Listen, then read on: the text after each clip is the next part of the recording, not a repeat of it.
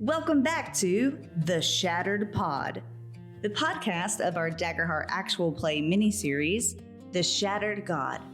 My name is Jen, and I play Echo, the druidic fairy, in this miniseries. This is episode 6, The Arc of History. Last time, the world stood still at the edge of revelation. One of our very own vanished beyond mortal sight, only to remind the gods themselves that, in the end, there is grace to be had. In this episode, we begin not with battle, but with truth.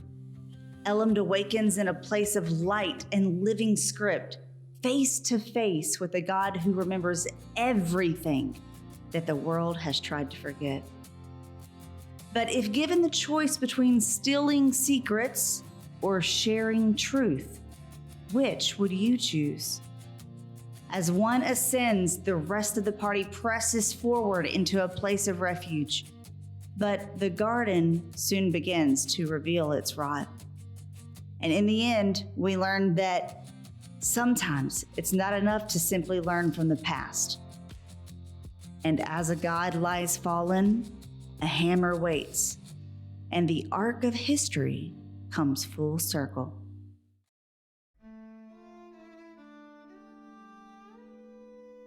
It is work. Hello, everybody. Thank you for hanging out. We're having some conversations, trying to see who's going to do the recap today. Grog is pointing to, I think, Hal. Not it. You were not. You were voluntold. You were voluntold. Not it. First off, say hi to everybody. Hello, everybody. It's so nice to see you again, even though we've been chatting for the last, almost hour. Hi, everybody. So happy to have you all back. This group has taken November off. This is our last session before that big break. And then we have our Halloween one-shot, and then our November one-shot on the 20th is the last pilgrimage. You may see one or two folks in that. Dar, how you doing? Anything that you want to promote? Not at the moment. Okay. Throg? Nothing really to promote at the moment. Story Sage.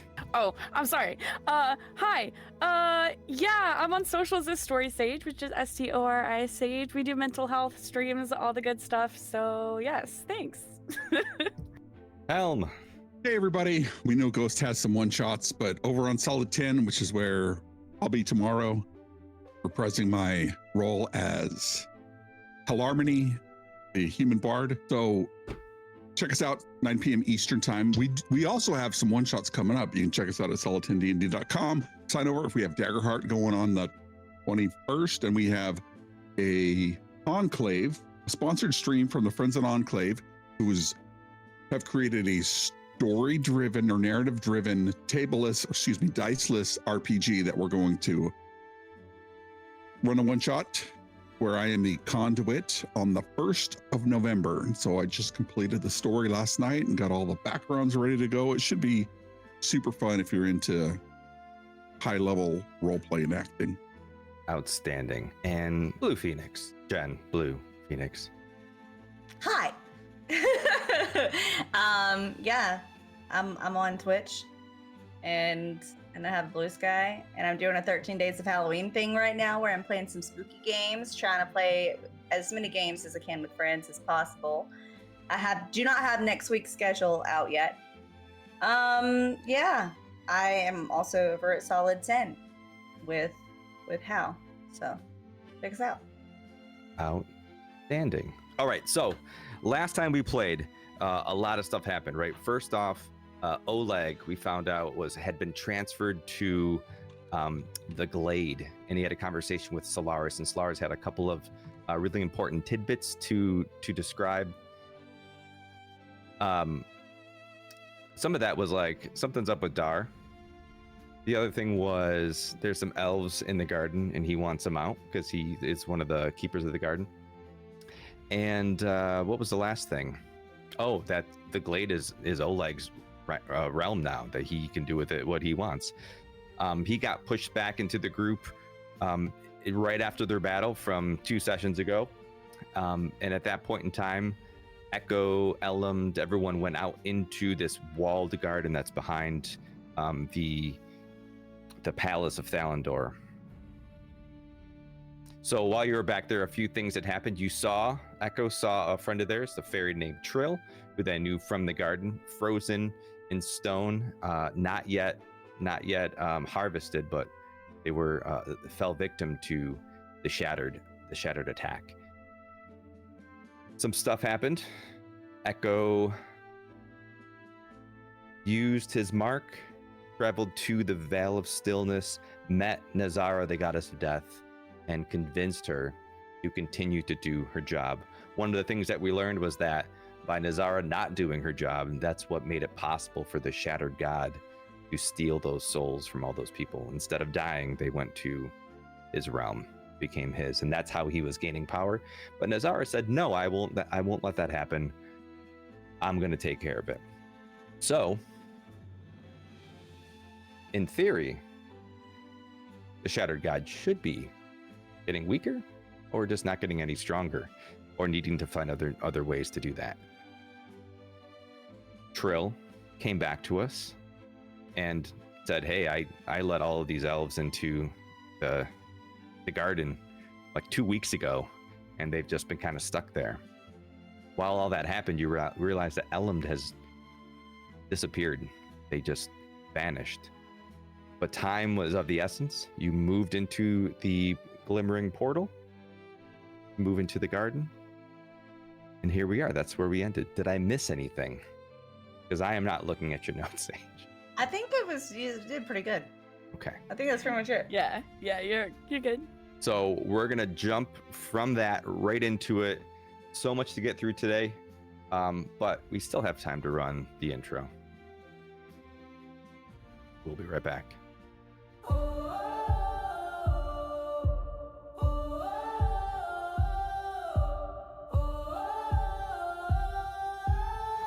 We are the story we tell. And we're back. So, where we left off last time, Ellumnd had disappeared. Now, those of you who watched had some indication of what happened to Ellumnd, but not everybody. So as Ellumnd moved away, Ellumnd found Raish, the elder Raish from episode 1, near a silverleaf tree,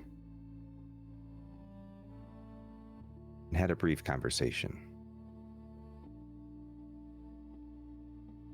And the winds roll softly across the hilltop, whispering through this silverleaf tree's branches as the tree itself seems to be listening. Beneath it, on a knoll of grass bathed in the gentle shimmer of veiled starlight, 2 figures sit. One slumped in a cart of creaking wood, a mushroom-bloomed fungrel named Ellumnd.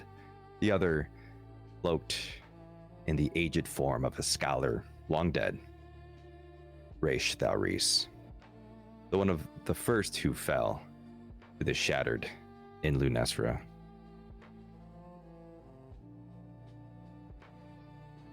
Their voices are quiet, carried only between them. Raish is taking advantage of the audience, recounting tales like he liked to do in his youth. Not of gods or realms beyond reckoning, but of a time before he bore the mark of Aelorus, a time when he was simply a husband and a father. We were camped beneath a cedar canopy. Valia was singing, as she did often, for Kaelin, our infant son. He'd fight sleep, but her voice, gods, was gentler than any lullaby. I listened, as I often did, and that song, it's echoed in my head centuries. It was the last thing I remember before the blow came from behind, a coward's strike. When I awoke, I was in a healer's hut at a city nearby. Some adventurers found me bleeding out. They saved me. When I was well, I joined them. We spent years searching through ruin, through realm, through rift. And then we found Aer'yndor. Our airship, the Lore Weaver, brought us here. I left my crew when I found the Book of Dawnfire, oddly enough hidden in the Council's vault. That book led me to Keloris, and he promised me the one thing no god should ever offer. He promised me everything that I could ever want in this world. But it ends here. The point where the story eats itself. Where the threads converge and the loom unravels.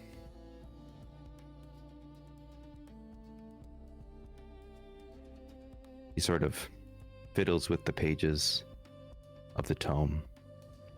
You've felt it, haven't you? The way truth bends under the weight of what you've seen. The pattern has begun to collapse in on itself. Every revelation birthing its own new lie. And then he sort of stops fiddling and just looks at you in your good eye.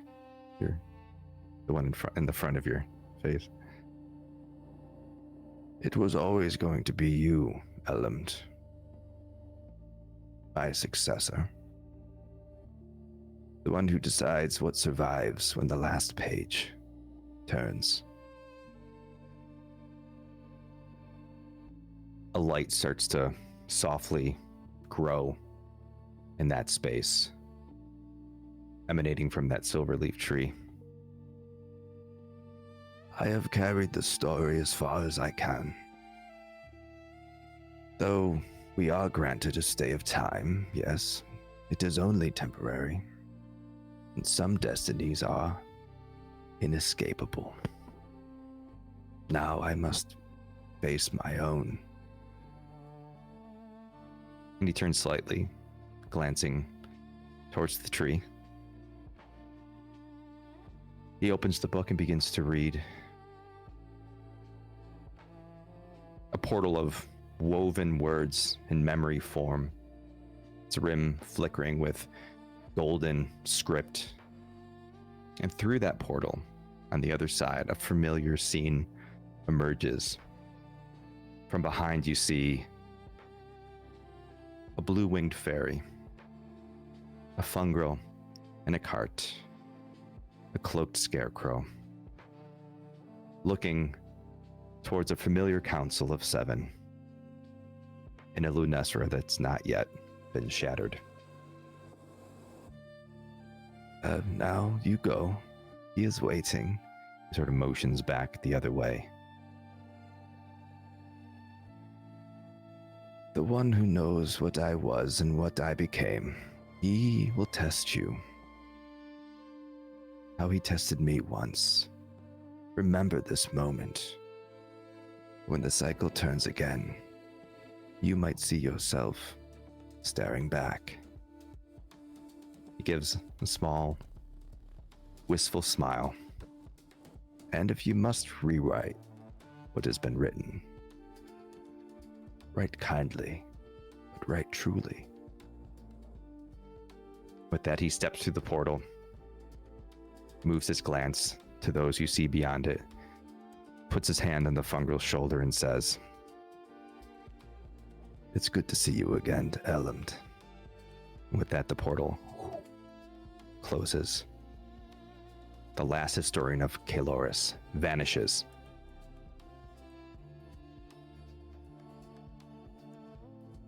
The grove dims to a low hum. That silverleaf tree still glows steadily. But Raish didn't leave you empty-handed. You see, floating just below the grass, the Book of the Dawnfire, as it shudders. Sort of a dissonance of undetermined fate.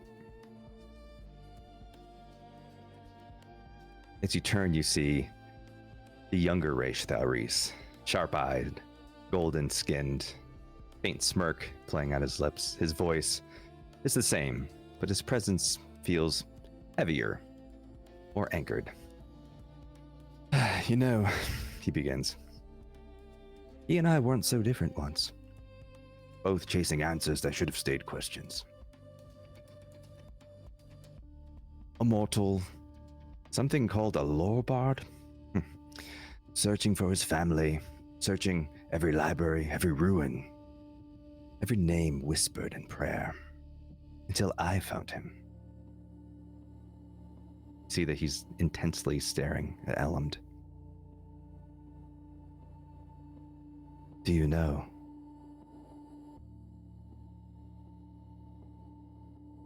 Have you figured it out yet? For I am Kaloris, the knower of things. Thought that was obvious by now. The only god who would listen to a man who wanted to rewrite history itself.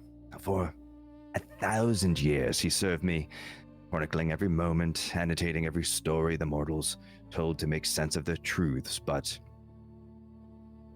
he believed if he wrote enough, if he could find the page worthy of whisking him to a place and time where his family still lived, that would be enough.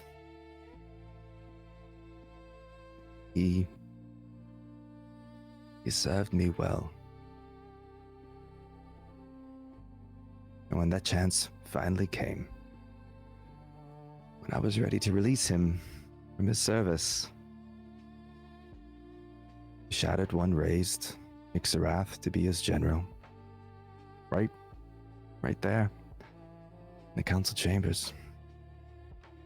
And just like that, Raish would never make it home.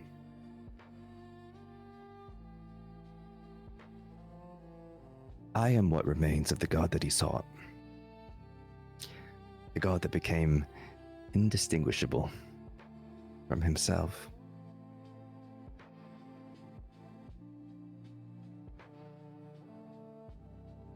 I thought knowledge could rewrite his sorrow. Understanding could heal.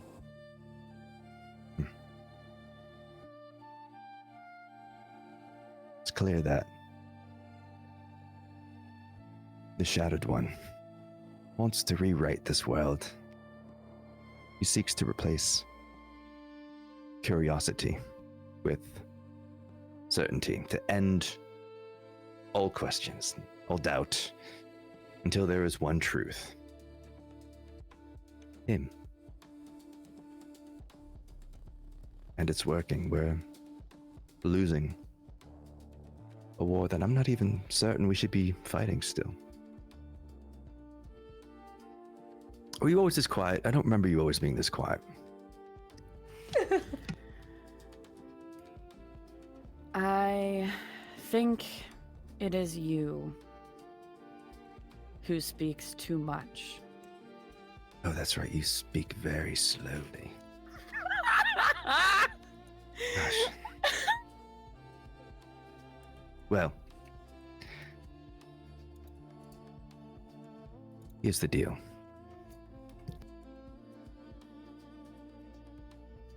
The book is yours, if you want it. I marked you the minute Raish fell. I saw in you the curiosity that this world needs. But I do see something else. Secrets. You are after your own ends. But to serve me is to make your own choice. And it's a choice that I stand behind, for I'm very impressionable. He points to the tome on the ground and says, both of these books are the Dawnfire, and he spreads them apart. And you see them. Both accounts of the same moments in history. One is the meticulously documented account of our friend Raish. The other, a secret that the usurper would have written into history. A secret that will change reality as we know it. 2 timelines. One choice. So as you look at them, the first tome is very familiar to you. It's leather bound, braced with brass fittings, warm to the touch. It glows faintly. The scent of ink, smoke cling to it. It's familiar, as if you've been reading it relentlessly for weeks. The second crackles with lavender sparks, its leather cracked, petrified. The words on its cover shifting like shadows beneath the glass. It hums the darker purpose. One holds the knowledge of Aer'yndor, and the other, well, the knowledge of Aer'yndor is the truth of the realms. The hope of rebuilding what is lost. This other one, it holds knowledge of the Shattered One. Insight born of fear. Power brought by despair. You cannot hold both. Raish was killed for preserving a past he spent his life documenting, a history not even his own. You still have time to write yours. Choose wisely, Ellumnd. And he turns and walks away and sits on a nearby rock.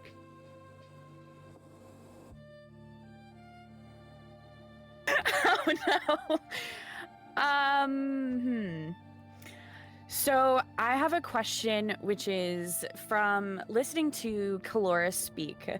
What does Ellumnd interpret from Caloris's words in terms of the difference between the first and the second tome, right? So the second tome,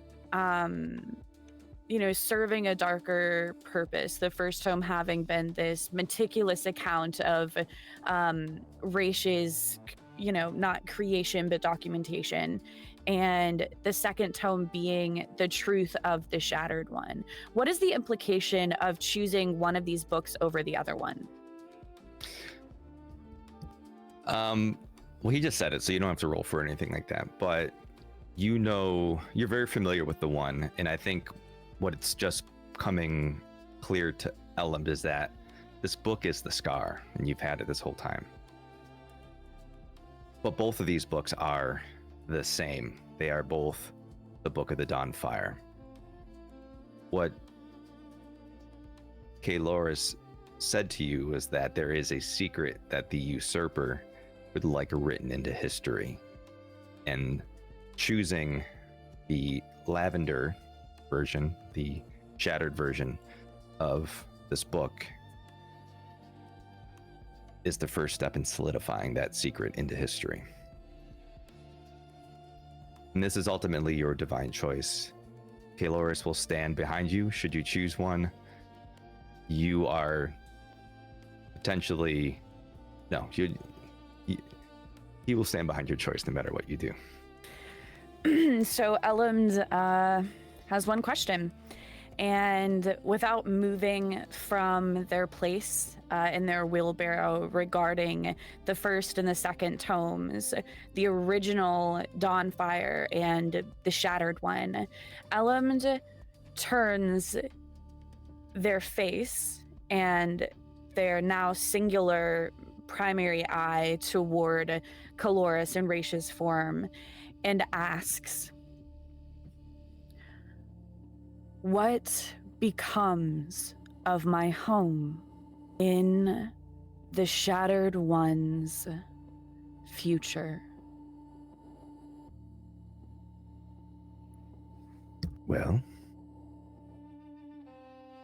the future that you inquire about has not yet been written. I can tell you that he pulls at us, the gods. He wants all the power for himself. And his path to that power comes from the mortals. He's been stealing that power, and I would see no reason why he would stop. Assuming where you're from is full of mortals, that is, of course. Which they are, right? Like, they are technically. You're long-lived, but you're not old as immortal. hell, yeah. Okay. With that said, Ellumnd is very single-minded, very precise in their goal, their intention, and their existing knowledge, and is going to reach toward the first home, the Book of the Dawnfire that they have been studying for a very long time now, and take it within their hands. So as you reach for it, the glow intensifies. Golden light spilling across the globe. The lavender fades, chased away. The aura. You see Caloris close his eyes, basking in the divine light as it steadies. Then knowledge will be a light once more. Not to command, but to understand. He places his hand on your shoulder and says, "You will be my truth. You will be everyone's truth. The keeper, what must be known." As that second tome crumbles to ash, the grove brightens. Perhaps this time, the story will end differently.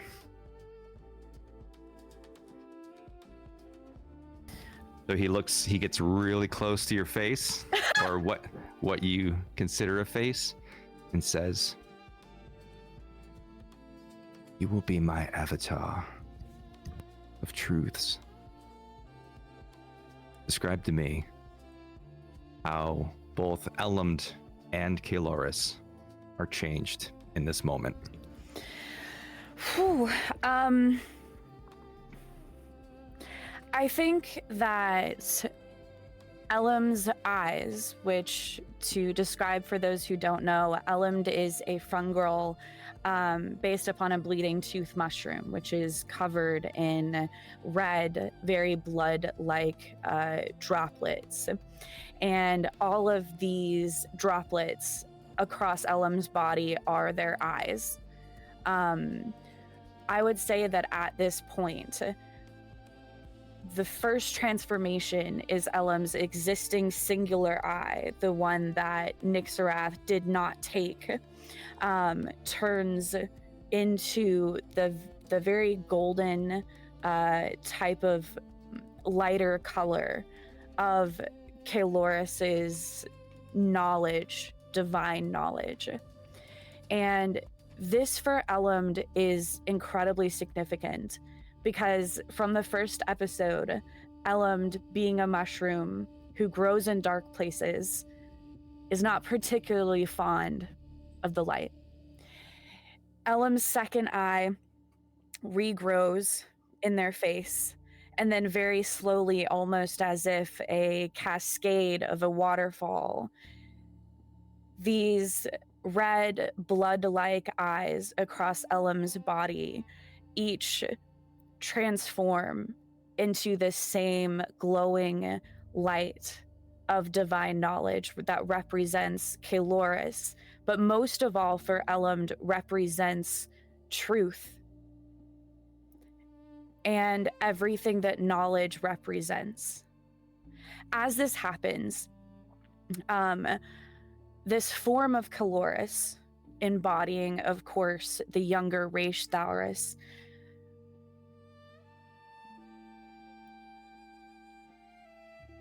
Raish's eyes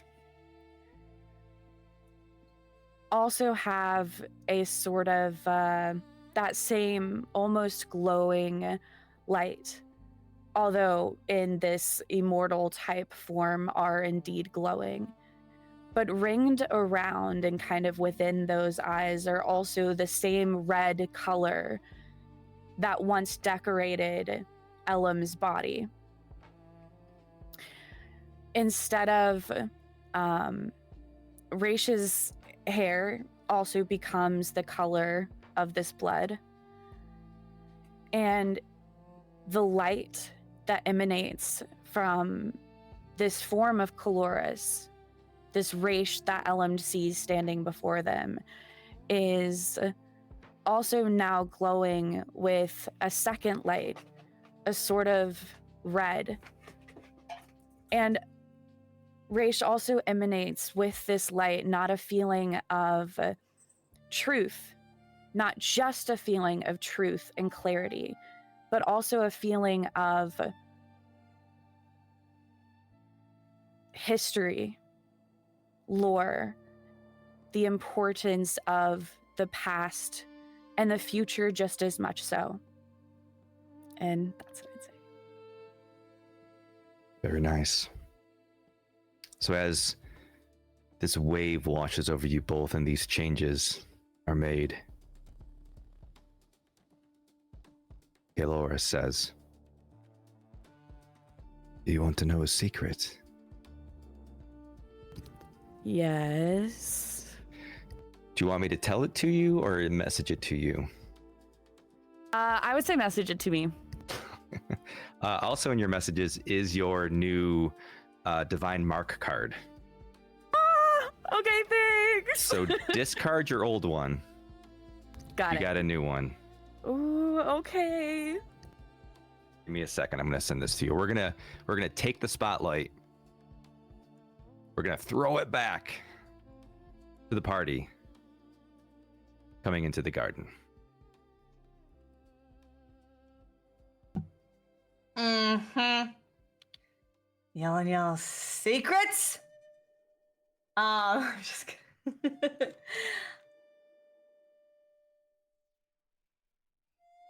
Now, Throg, you have to be careful. Don't step right there. There was a piece of grass. You have to be careful. Frog will look down. He'll be just like looking around going, there's grass everywhere. Where am I supposed to? And then I'll see the path. Yeah.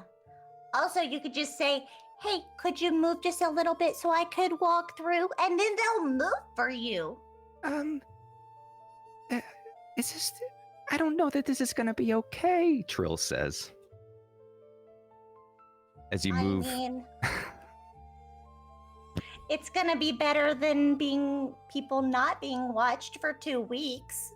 I mean, yeah, that's true. Oh, bother. Feels very, Winnie the Pooh-ish. Oh, bother. So as you move through the portal, you find yourself crawling from this small pond, larger than a puddle, smaller than a lake. As you emerge, though, you're not wet. There was no actual swimming involved in your moving to the garden. But as you come through and you start to look around, you notice that the avatar of the moonlight, Polaris's avatar, isn't with you. The air changes the minute you step through this veil of willow branches and into this glade. The light here is strange. It's not dark, but it's not quite day. It's certainly brighter than the place you left. Kind of a greenish dusk that lingers without ever fading. And as you move into this environment, an encampment unfolds. Soft curves and clustered shapes beneath skies laced with silver leaves. What strikes you first is not ruin, but it's just empty, the absence of life. Tents of pale canvas ripple quietly in the wind, the corners still pinned neatly, the mossy ground. Lanterns made of carved crystals hang from branches overhead, glowing faintly with lingering elven magic, but not yet extinguished. A cook fire smolders, the faintest tendrils of steam rise from a pot left untouched. Looking over the encampment, it appears it has been established over a much longer period of time than just 2 weeks. There's no sign of battle, no blood, no wreckage, and yet the camp is empty. Everything feels paused, like breath, just before a word is spoken. You see rows of sleeping tents, storage areas built into slumped hollows, ritual tools laid carefully in grass circles. Someone left a leather-bound book open on a reading stone. The people who lived here didn't flee. They were seemingly called or taken away, leaving the world behind mid-sentence. Oh, this shouldn't be here. I'm in so much trouble. Yeah, I kind of forgot that the time moves differently on the different planes. I mean, so like it was 2 weeks there, but I don't know, that's longer here. It's gotten so much worse since you left. With the corruption, it's getting faster and faster. So this was worse. So when you came to look for me, it wasn't this bad? No, I was only gone a day, and then I came looking for you. Oh, Frog will okay. walk over to the camp and carefully, as much as an orc can carefully walk over and mumbling, excuse me, pardon me, bacon powder, to the grass. And he'll check out, is there any signs of how long ago they disappeared? Give Like me a sandwich. a sandwich I can taste. Well, Roll there a is sandwich soup. check. Roll a sandwich check. There is soup. However, give me a perception, an instinct to perceive, excuse me. Hit it again. Your DC is your DC on this one is 15, excuse me. I got a double 5. Okay. I will tell you all of the things.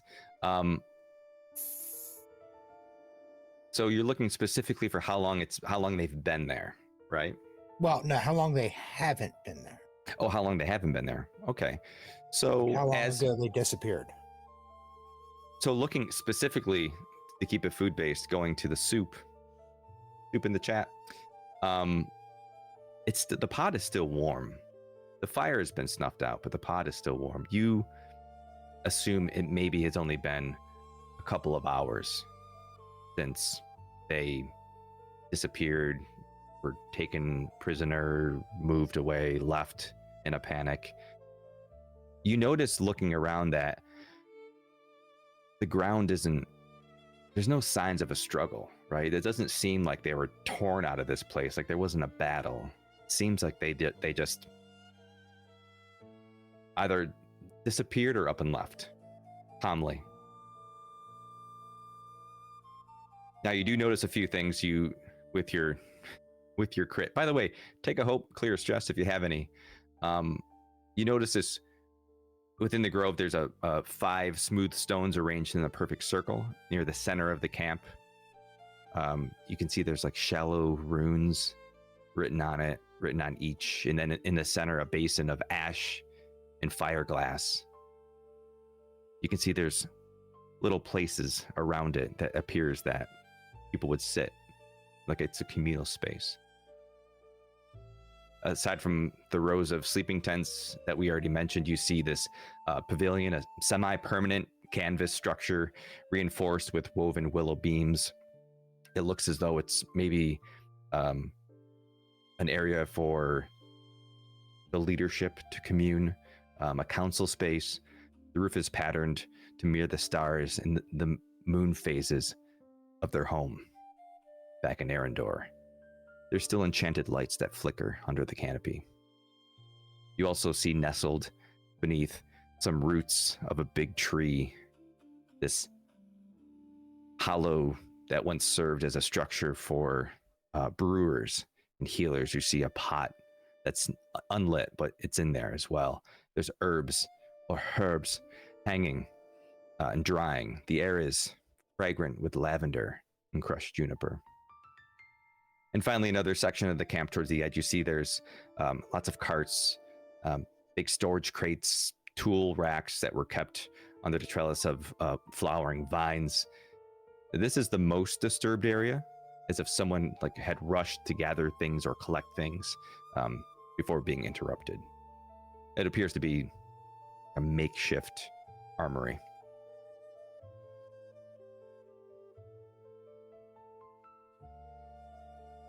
Only sign of commotion would be over here, where they were setting. It looks like they were packing or unpacking. Brill is taken to flying, sort of hovering above the ground, following the group. Well, maybe they found their way home and they left. Right? That could have happened. I mean, the chances that somebody in their group could see the portals and know which one led to their home is probably pretty small. Yeah. Oh no, that means Valarian knows. Oh. I'm in so much trouble. I guess we could go and talk, and I don't know. It doesn't look like, did they just leave? It's so weird. There's no sign of struggle. If they left, it was on their own accord. But they cut down all these trees, though. Yeah, they did. In that moment, Okay. you see a soft glow and a whooshing of air. Symbols like golden script swirl in a circle, forming a portal, and from that portal you see Ellumnd in their new form emerge. What you see, of course, is Ellumnd in their transformed state, still looking almost entirely like themselves, but the most almost startling change being these many dots across their body, their eyes now not glowing, but turned the color of a familiar light colored, almost white color. Ellumnd looks at you, of course, not turning their head, and simply says, "Hello." Oh, you're back! You disappeared. Ellumnd then says, "It seems I have become the avatar of Kaloris." Oh, that's cool. Being an avatar is weird, isn't it? I am unsure whether I will enjoy this. Ah, yeah, I can see that. Oh, look, I got the mushroom that you put on Trill. It's still attached to, this kind of stone stuff that was also on top of Trill. But look, here, I got it for you. I got it back before we went through the portal. I was frozen so long that their mushrooms grew on me. No. No. I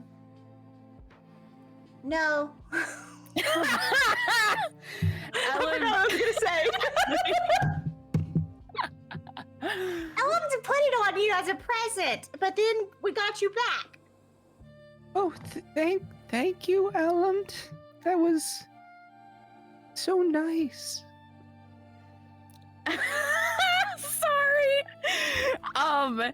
Ellumnd, as they take the mushroom, I wouldn't say necessarily carefully, and as they take the mushroom, it kind of just almost as if naturally, like clinging to something that it knows, just kind of like sticks to Ellumnd's hand a little bit as they, retreat and return it to their cart. Looks at Trill and simply says, "Echo is my friend. You are a friend of Echo."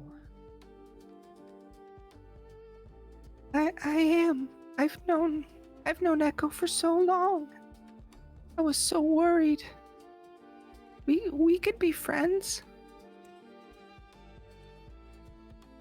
No.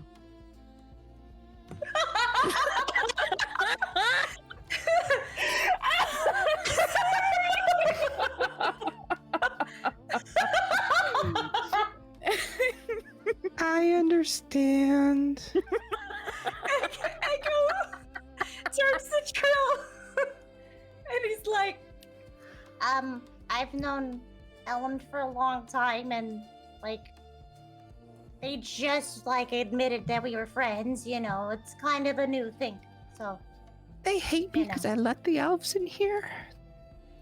I don't know why Ellumnd would care about that. I mean, okay. yeah, I don't think that Ellumnd cares about that. Ellumnd just needs to get to know you more. Oh, okay. Echo, give me an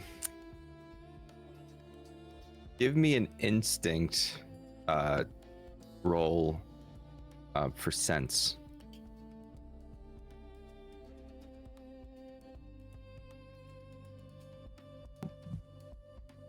that is not very high. 13 with fear. I will take the fear. You're welcome. 13 is plenty. Oh, hold on. Dice are slightly farther away, so my counters are. You feel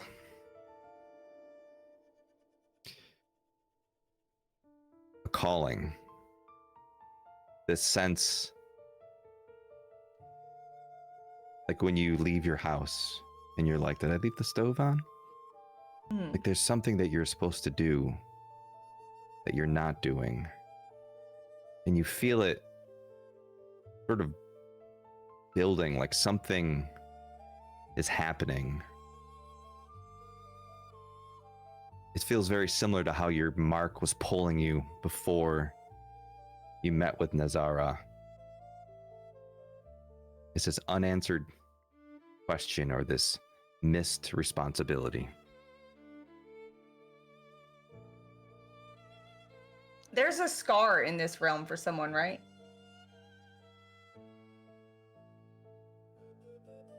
I don't know either. Well, no, you didn't come here to find a scar. You came here specifically because Trill was For the elves. worried about the elves, and Solaris was worried about the elves. Yeah. Well, now that we're all here, we should probably go figure out what happened to the elves. I know it's a little scary, Trill. Didn't you have a monkey with you before? I don't know what you're talking about. Just gonna walk over to the circle that has the runes. Well, maybe I told everyone to try to not step on the ground, right? So maybe he's flying somewhere. Oh, that's very nice of him. I don't know why he wouldn't say something.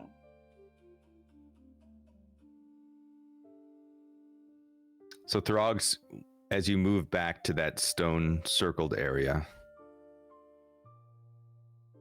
spotlights to you. What were you looking to do there? Just you said that there was runes and stuff like that. Do Mhm. I recognize any of the runes? If you want to give me a knowledge roll for analyze or recall, if you're trying to recognize them, you can do that. DC is going to be 20. Oh, okay. I got a 15 with fear. Ooh, I'll take another fear. Did I? I never collected my last fear. Nothing seems familiar to you as far as the runes are concerned. They don't appear in a language that you're familiar with. You are certain, though, that it's not Orcish. But would I recognize, like, I don't know if I'd like recognize the pattern, like if it's like a war council type pattern, if it's just decoration, if it's just. I don't think this is a pattern that you would have come across in any of your experiences.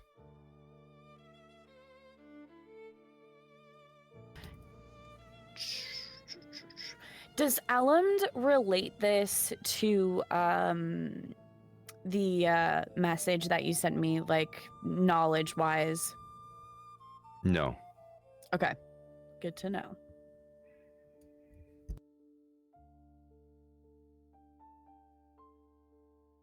Is there any? You said there's no signs of passage, no signs of struggle, correct? Correct.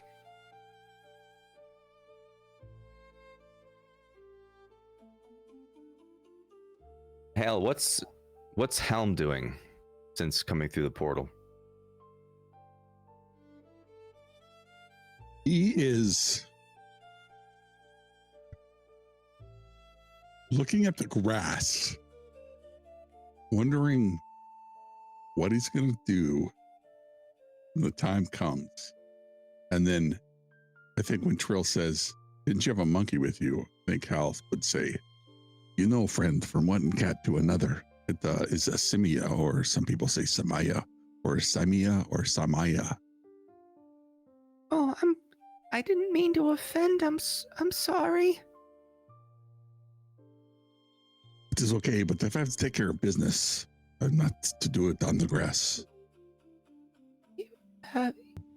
We believe that all life nourishes all other life, so if you need to relieve yourself, we fully support the nitrogen cycle. Oh, I meant just to take a nap, not whatever you were thinking of. There's certainly, wherever you're comfortable, just try not to hurt anything. Oh, never mind. I'll wait till we figure out what everybody else has done. How about Dar? Since we arrived here, Dar has been shifting kind of awkwardly, like something's wrong or something's uncomfortable. And mainly like in the shoulders and kind of back. And around this time, he takes these straps from that like winged backpack thing that he has, and he goes to pull them off, but the straps come off and like just fall down, but the wings are still there. And he starts like reaching back, and they are not coming off anymore. He then kind of moves a bit, and they start to go out and then down back in on their own.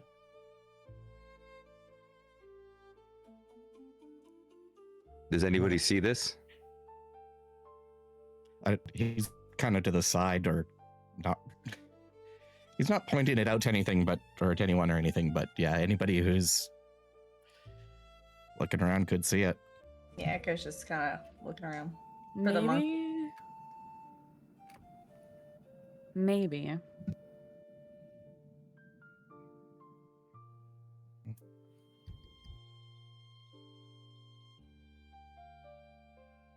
Maybe. Maybe. Yeah, I do kind of want to know. I do kind of want to know. Especially since, I think that if Ellumnd noticed it, being curious about most things that they would want to know. Anything that they could garner from their observation. Specifically about the wings? Is Ellum Yeah. gonna ask her? Yeah. Specifically about the wings. Yeah, I don't. So basically, like the cover, right? The cover part of. So, okay.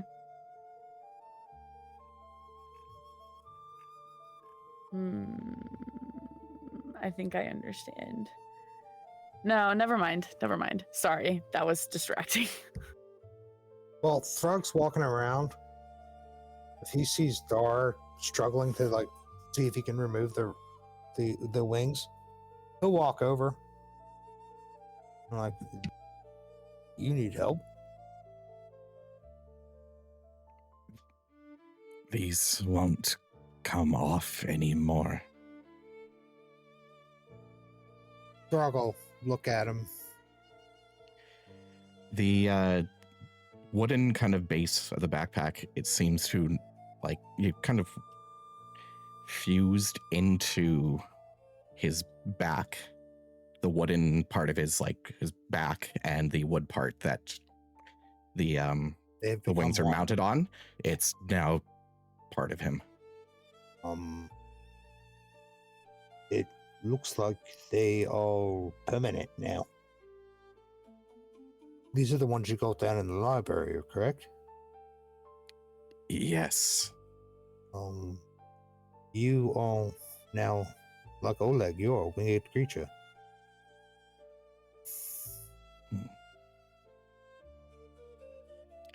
They're not coming off, my friend.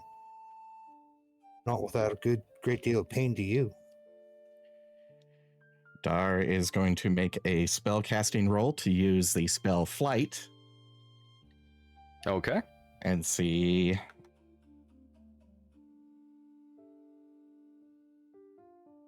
I'll step back and give him room. So, in case he wants to do a grand swoop. It fails, but with hope. Okay.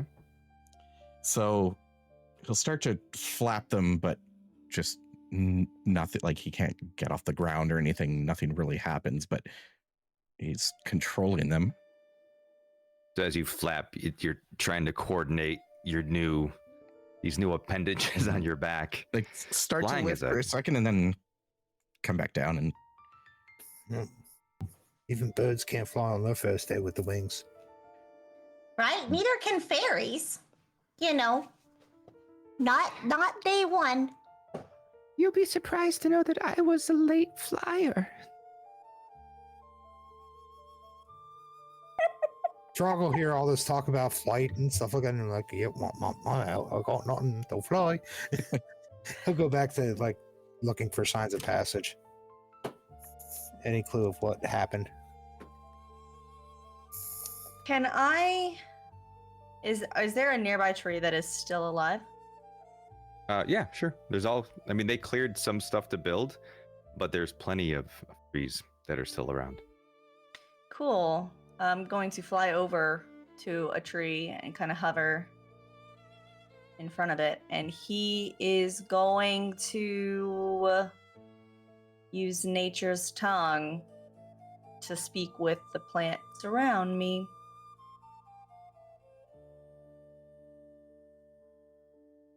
Okay, so you make an instinct roll with a DC of 12.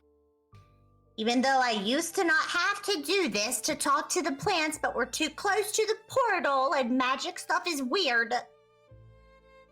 Maybe you're just a little rusty. Trill,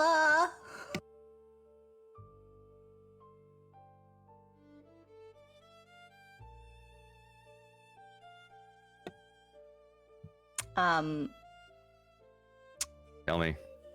I failed With? with fear. I'm sorry. So as you try to commune with this tree. Wait, I What? forgot to add my plus. It's a 12. Oh. Okay. Okay. Forgot to add my plus. I'm keeping the fear. Darn it. I'm sorry. So as you commune with this plant, the plant doesn't just turn around and speak to you like it probably would have deeper into the garden. You get these flashes of visions. You see a peaceful encampment. You see elves building, but only taking what they need. You see the occasional patrol and the occasional conflict. And then you see the goddess Aurelia approach, move her hand, and a mist comes over the encampment, and all of the elves disappear.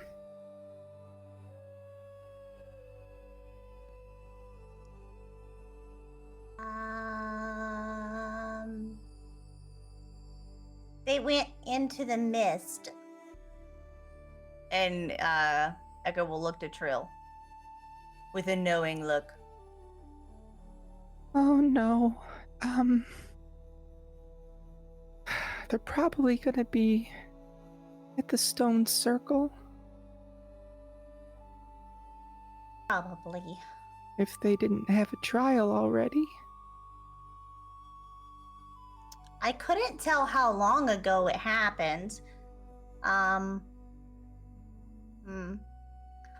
Well, I guess we should go before they kill them all.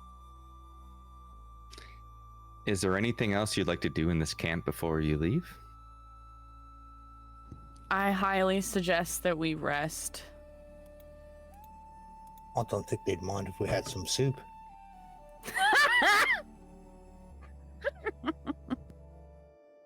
It is just sitting there waiting to be taken. I mean, some of us don't eat, but I eat. I'll lift the lid Yes, and I can eat. like carefully taste it. Like, yeah. It's very- Make sure it's not like wash. Yeah, you taste it. It's very. You don't get any socks or anything as you pull. You get. It's very basic. It's like a rabbit stew. Some very few vegetables. Very brothy. Very thin. Perfect for a soldier. But we did just take an actual short rest, like right before we walked through the portal. Was it a short? Yeah, it was a short rest. Yeah, Wow, I'm 'cause- pretty much full 'cause for Mac- everything. Yeah. 'Cause Mac, you were, or was it? It wasn't a long rest, was it? I don't think it was. We had You a would take- long- Yeah, you took a long rest right after Okay. the battle, Okay, and then okay. that battle led to. So I don't. There's no. I mean, you might be missing hope and stress, or I'm you might have definitely hope and stress missing hope. marked. We had one at the beginning. We had one at the beginning of the session for a short. Had one what? But we had a. No, wait, that was something else. You told me to clear stress for. Yeah, that was your. That's 'cause you That was rolled your with hope. crit. Yeah. All right. Well, while you're here, that you could still look through the encampment. You prefer Yeah. before sending. I'll just fly around and kind of check stuff out, take a couple of bites of soup, and then fly around some more. Okay. And you still see all the same things that Throg saw. You see the. I mean, The Hal pretty circle. much found a sunbeam and curled up. So You see If that I pavilion, take a and you walk- see. Sorry, the I was gonna say, Brewer's if I take a Hollow. walk through the camp, do I get anything with my arcane sense? Anything magical around? You As you walk through, you get some very familiar things, very similar to the elven magic that you felt on the other side of the portal. Nothing too all that, like, not divine power, but you do sense more potent magics coming from the brewer's tent. Or the brewer's hollow, excuse me. Okay, I will head over to that. You see it's beneath this mass of roots. It's sort of dug out. You see the herbs drying. You see, furniture built. Fine craftsmanship, because these are elves, but it was relatively minimalistic. In that room, there's a big cabinet that's locked, and you see some shelves with some leaves and some roots and some bottles all lined up. Where is there anywhere specific that the ping is coming from? Specifically, that cabinet is giving stronger things. There's a little bit of magics that you're feeling in all of the items that are in this room to some degree. It's very much like a natural, like a nature's magic. Mm-hmm. Items that could become like a magical potion or something if they were mixed together, right? Kind of thing. Sure. Well, there are potions there already as well. Right. Okay. I'll step out and Helm. There is a lock here. Is it magical, or can I see inside the where it's going? I barely know what a lock is.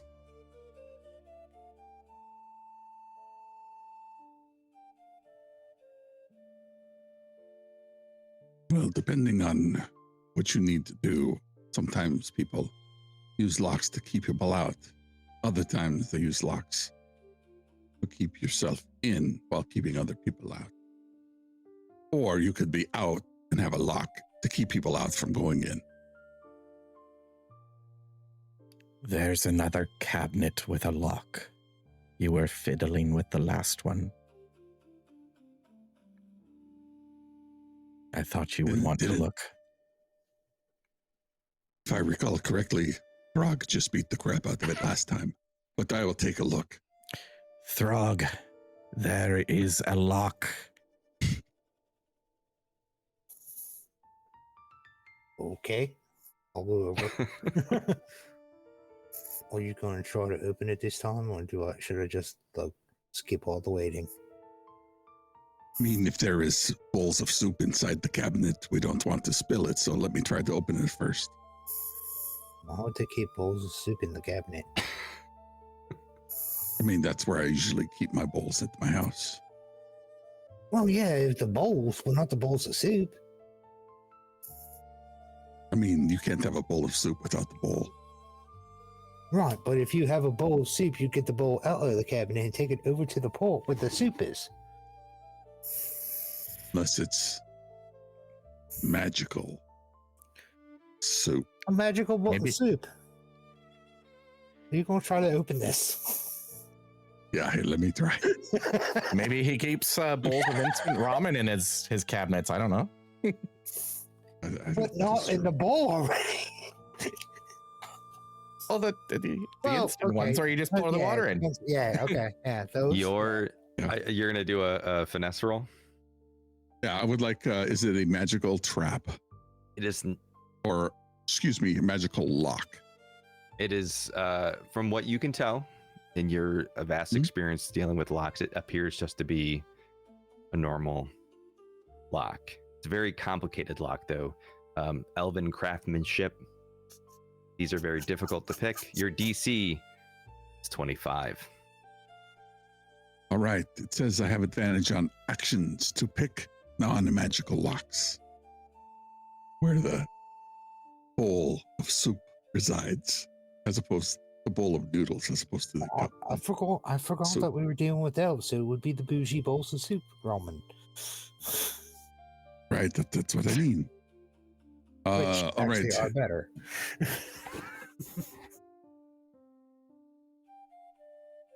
Is this a finesse roll? Yes.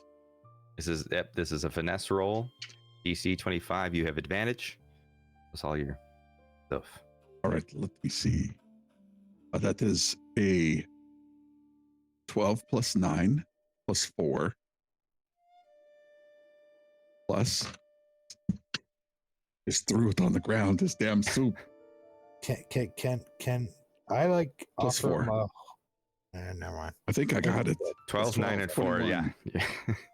25, Perfect. 29. Awesome. So as you take this elven lock and you see it, knowing that Throg had to skewer the last one with a scythe, you very carefully hung out. You hear it as it falls, as it opens, and it's in your hand. And you open this cabinet and you see that this is where they keep all of their special items, maybe their most dangerous items. There's etching, there's elven text carved into this. You see a couple of potions. You see some packaged tea. And you also see a few vials of something that you recognize to be, you see 6 of them. They're all fashioned together. This poison, this brindle-tooth venom is the only thing that you really recognize in this cabinet.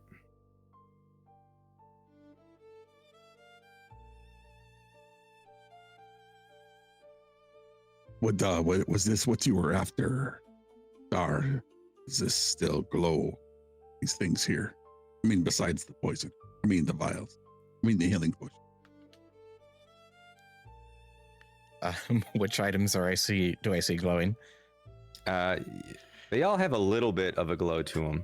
You see one in particular, the small, little teardrop-shaped vial with the swirling blues and purples, and kind of give a white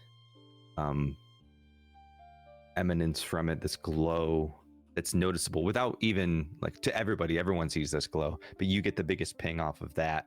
There's also a very modest-looking brown bottle with a cork, and there's a label on it with some elven writing. You get a pretty powerful glow off that as well. A much less to another degree. There's another bottle, circular bottle. Everything has a little bit of a glow. Those first 2 are the strongest. I'll just point them out from like the strongest, then down to the lesser ones. I'm We'll sorry. take the strongest ones and hand them to Dar. Okay. Thank you. I look at them for a bit, and I don't even know what they are, so I'm just gonna stare at them for a while.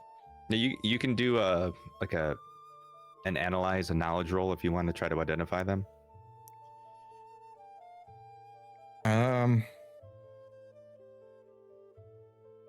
Or anybody them over in to the Ellumnd. party can help. Yeah, I'd take the 2 stronger looking ones and go over to Ellumnd. And do you know what these are? And I'll hand them over. Great question. Do I know what they are? You can roll for it, but because you are the avatar of truths, we'll lower your DC for it. So we'll give you a DC of 15. Okay. So let me roll for knowledge.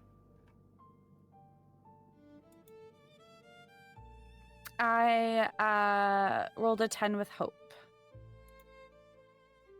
As you look at these, you don't really seem to recognize them.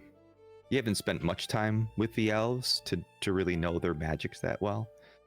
You do feel the power that these are emanating. You recognize that these to be strong items, but what their purpose is, you don't know.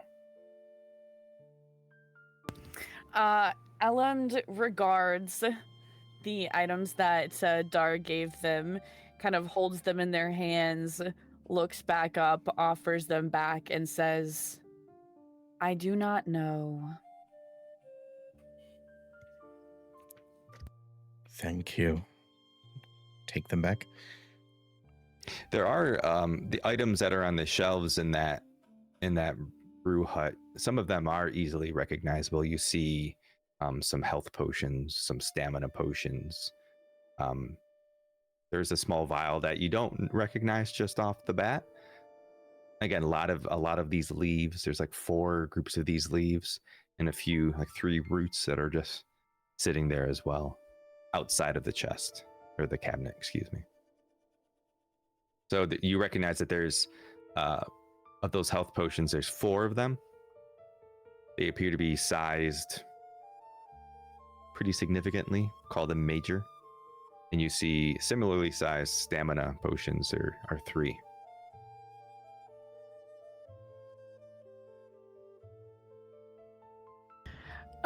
Ghost, what does stamina do again? Like, what is it impacting here? It impacts your stress. Yeah, it recovers stress. Oh, okay, cool. Thank you. Yeah, so major health potions clear 1d4 plus 2 hit points, and the same for the stamina. It clears 1d4 plus 2 stress.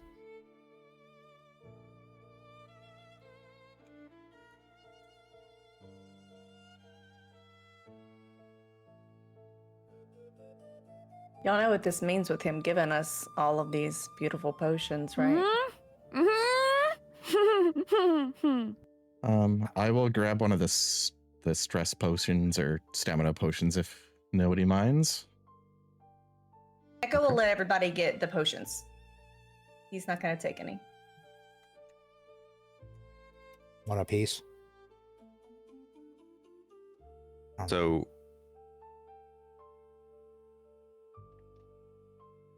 Dar gets a stamina. If you just, in case you want to use it in this episode, just make note of what you're taking. Yep. Dar is taking, not that there's going to be a reason to. You haven't had a shopping episode since episode 2, so I figured, like, hey, you're at a place. Well, a looting episode.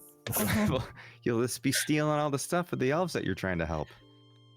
So this is what shopping is. You just break open a cabinet and take stuff? Yeah.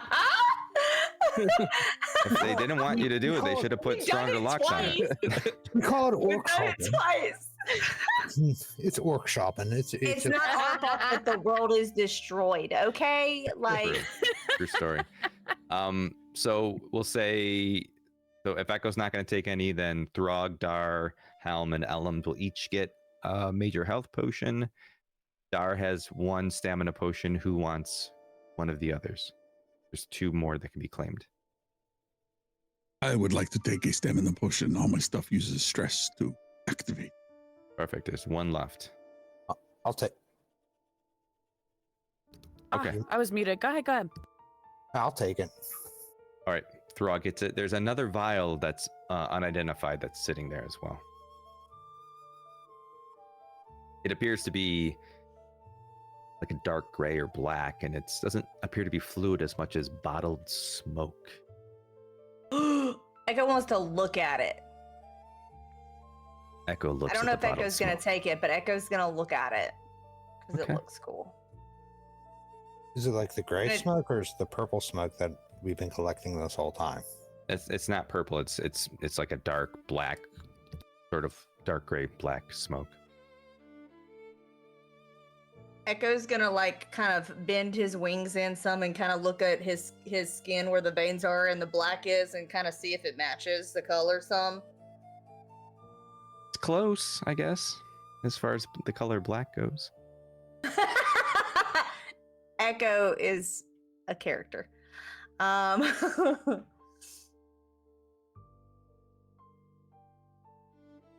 It really brings out the color of your veins, Echo.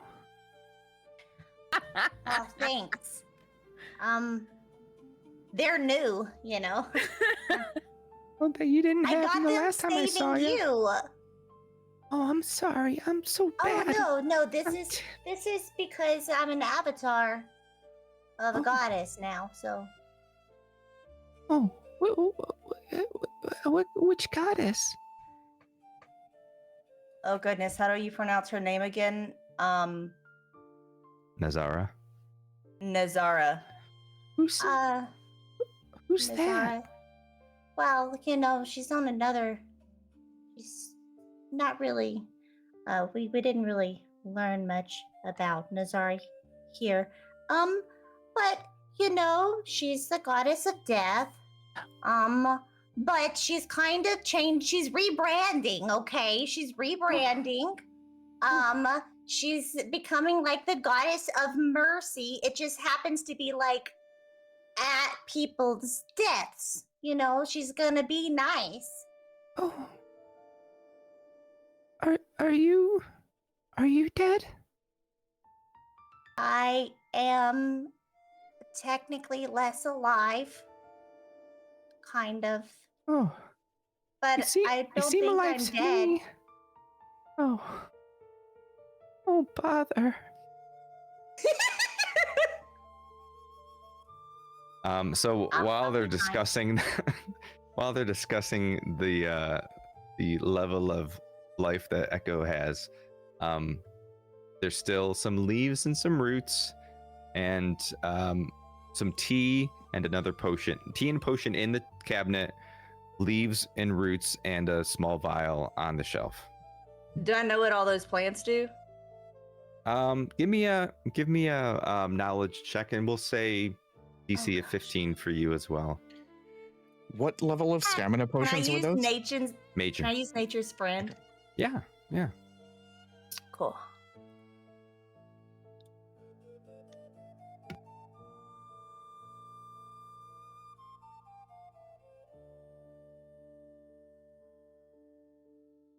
Okay, I didn't need nature's friend, but that's fine. 24 with hope. I get that hope. I get hope. Rats. Yeah, so just looking at these roots, you're very familiar with them being from the garden. You recognize the leaves specifically as Varric leaves. If you consume them, they'll immediately give you 2 hope. The roots you recognize as jumping roots. Eating it will lead to you can leap up to far range without needing to roll. How many Again. of each do we have? 4 leaves, 3 roots. Okay.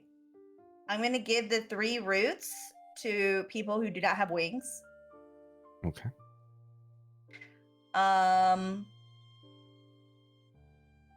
Now say, okay, so you use this if you have to jump really far. Okay, here you go. 1 to Ellumnd, 1 to Helm, 1 to Throg. Yeah. And then you said 4 leaves? 4 Varric leaves. Only you know what they do. Does Echo look like he has any secrets? I mean, you're all black veins and partially Yeah, because unalive. of the mercy of in death moments. Okay. So he looks at these and then looks at everybody. Says, well, the best way that I could describe these is that in moments of despair, they can give you just enough, you know, what's a word that's not hope? I want to say hope because that's what it would be. You can say hope. Yeah, it just seems like cheating. Don't be fearful. You could call it hope. Thanks, Don't be Al. afraid. But yeah, they could, bring a little bit of light into the situation and help you do something, that maybe you felt like you couldn't do in that moment, So, here you go. So it's a leaf that if we chew it, we think we can do things that we don't normally think we can do. Well, no, normally you can do them That's drugs. sometimes. But sometimes you get really upset because, like, I don't know, your friend just died and you kind of feel down and stuff. And like these can help you do it. It gives you a little bit of a light to help you do things A little bit of a boost, eh?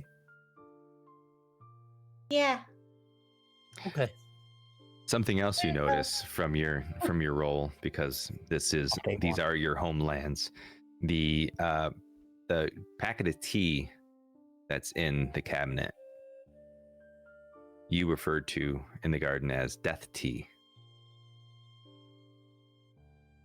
If you were to drink it, you instantly would kill your target when you critically succeed on an attack. If you don't critically succeed on an attack before your next long rest, you die.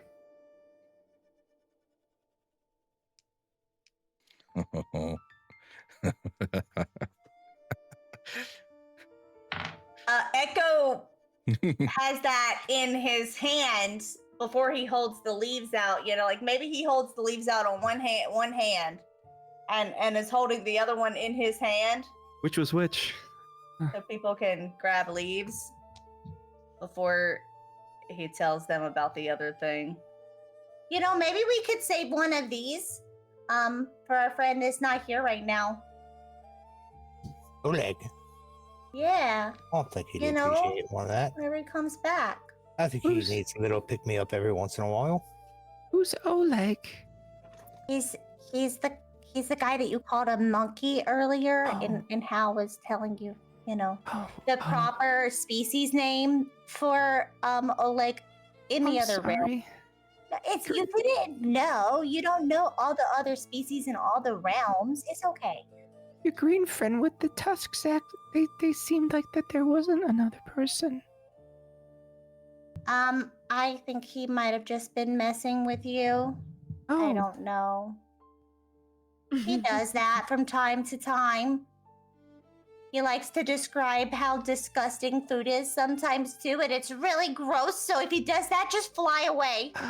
Have you tried the soup yet? I love soup. It's an orc thing. It means you're okay. So while you're sitting in the brewer's hollow here, is anyone venturing anywhere else? Are you considering leaving the area? I would like to do something.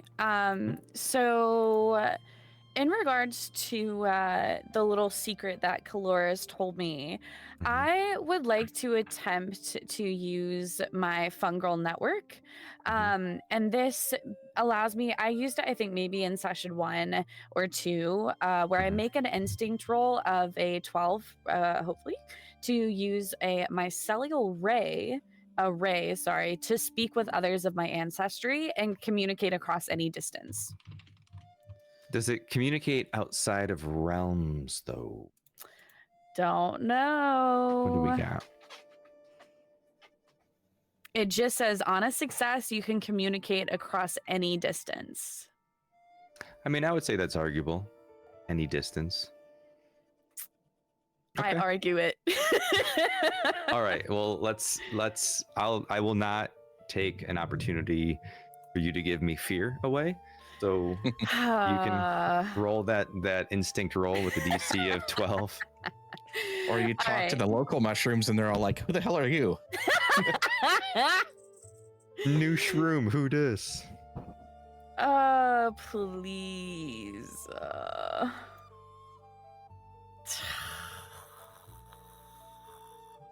Tell me. Y'all, I rolled a 9 with fear. It wasn't even worth it. I'm so sad because that would have helped me so much I'm crying inside, guys.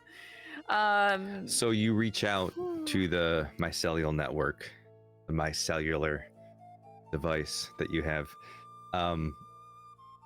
What you're connecting with isn't familiar to you. You know this realm, but you're not connecting with those from your own mortal realm.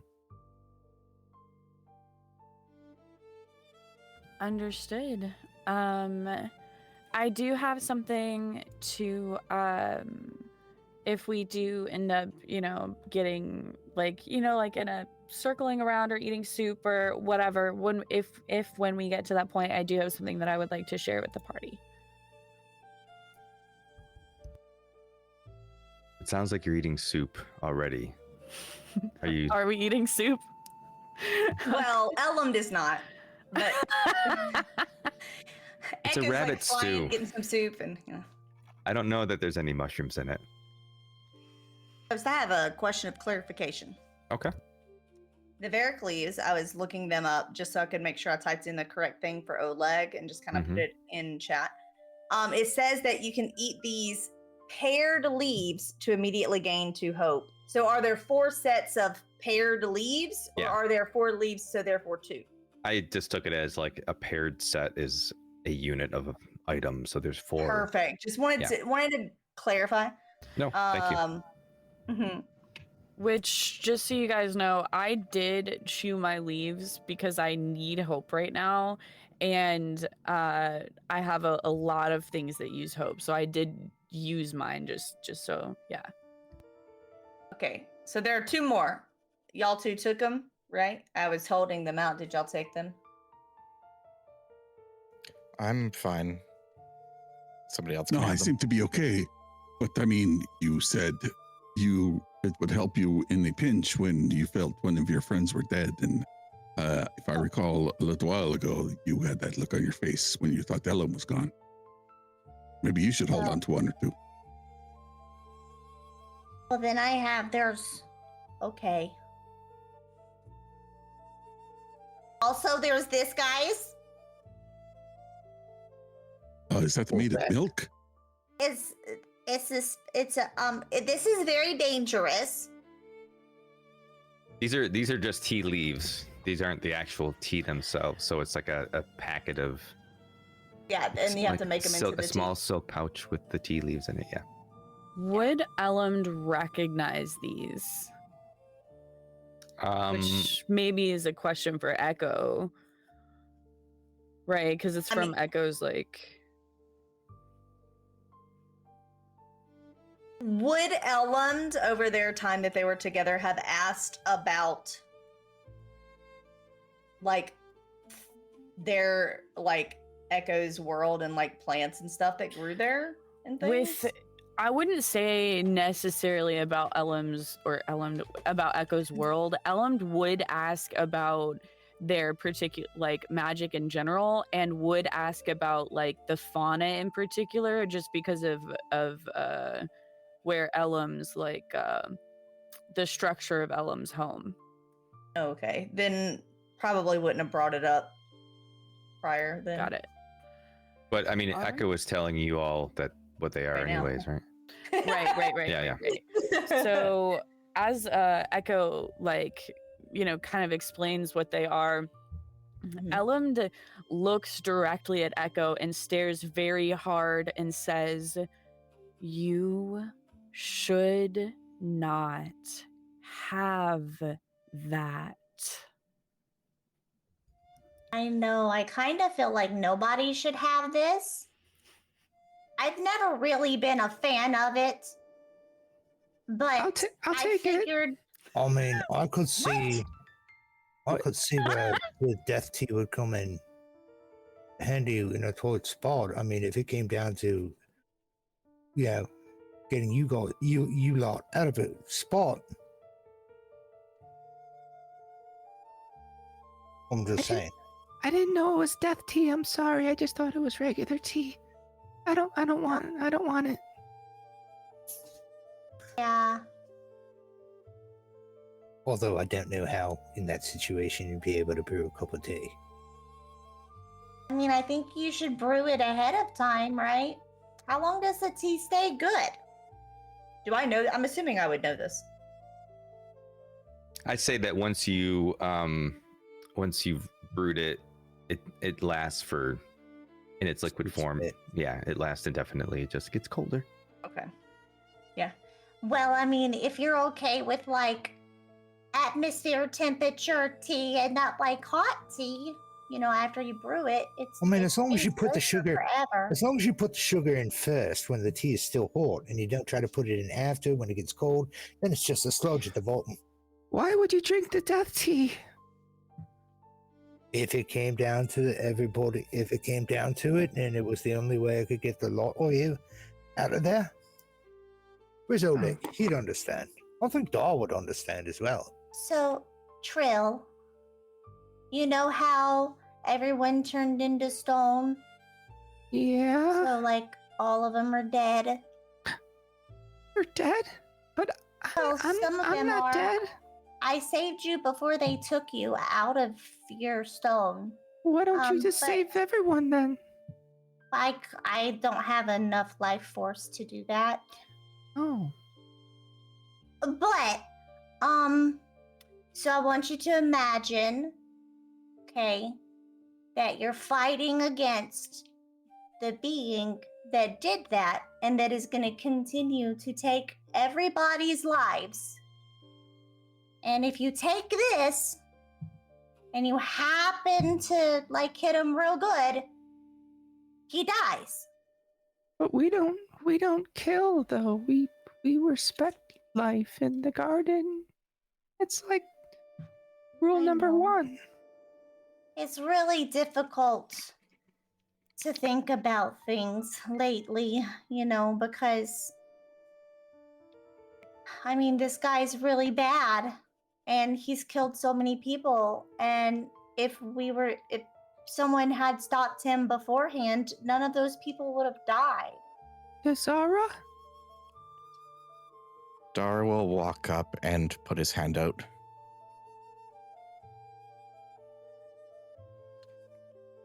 Do you know And how to gesture make towards the tea?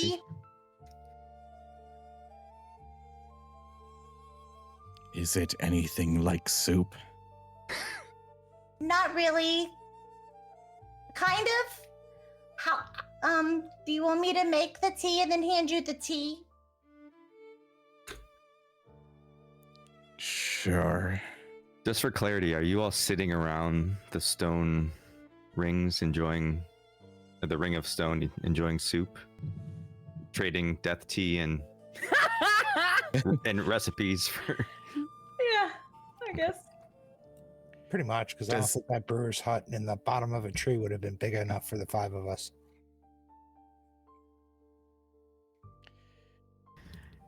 Is there like a? I'm sorry. I'm so sorry. No, go ahead, please. Is there something to make the tea and something to put the tea in? There is nearby water that you came from, and there are plenty of cauldrons and vials and bowls. There might be bowls in that cabinet, we don't know, around that you could make the tea and bottle it. Cool. I think I'm just gonna explain to Dara how to make it and then hand him the tea leaves because it makes Echo uncomfortable. And Echo's gonna say, as soon as he finishes explaining it to Dara and handing it to him, I still don't really think you should use it. But you know, I don't think Throg should use it either. I don't know. Y'all can talk about who gets it afterwards, because he said he would take it too, but here you go. I don't want anyone else to take it. Can Echo give him a hug? Yes. Well, Or you could roll coulda contested shoved him strength. away. Like, stab it. I would not stop Echo from giving me a hug. it'll just be like a little hug, little side hug, or a normal hug, but from the side. Well, I guess that's kind of sweet, but also really sad.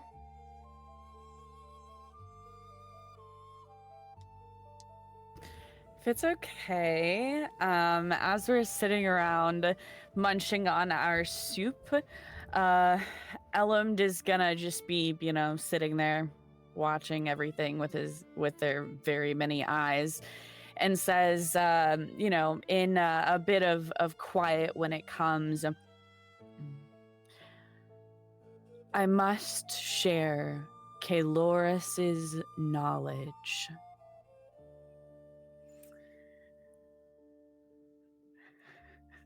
And Ellumnd first says,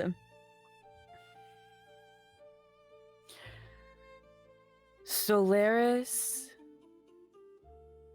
and perhaps our friend are unable to access this realm at the present.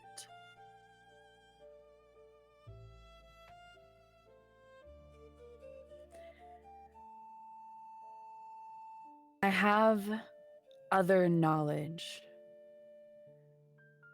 though I hesitate. And Ellumnd just kind of pauses right there, literally hesitating.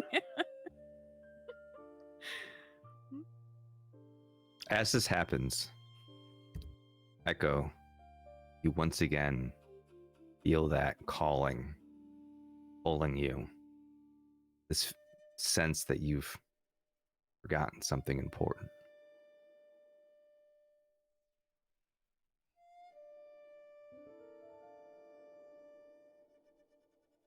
Can I do anything to try to remember it? I don't know how long one of Ellum's hesitations last. Because of the... I make the tea while they hesitate. Yes. Ellumnd hesitates, sits with their hands clasped together, and is kind of they're sitting straight forward, but if you know Ellumnd, you can tell that their eyes are on everyone. And as Dar finishes the tea, making, not drinking. yes. Ellumnd tells the group, Kaloris imparted vital information regarding you, Throg, and your home. An agent of the Shattered God, Nixarath, attacks your home as we speak. Knowledge of your royal blood is now his. And with this knowledge, he attempts his revenge on the orcs of your home. And that is what Ellumnd says. And it's in that moment it clicks for Echo. This calling that you're feeling, our souls entering the Veil of Stillness.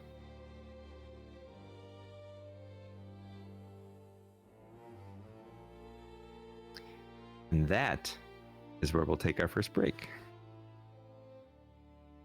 All right, stay with us. We will be right back after our first break. When we come back, I want to tell you about Series 2 debuting in April 2026. Stick around.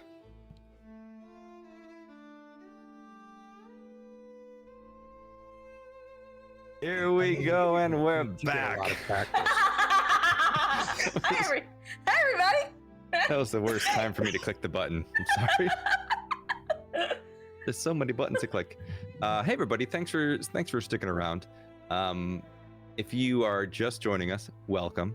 We just got done raiding the camp of the elves that they're trying to save, like you do. A couple of quick announcements before we get going. First and foremost, join us, not all of us, join the channel next week, next Thursday.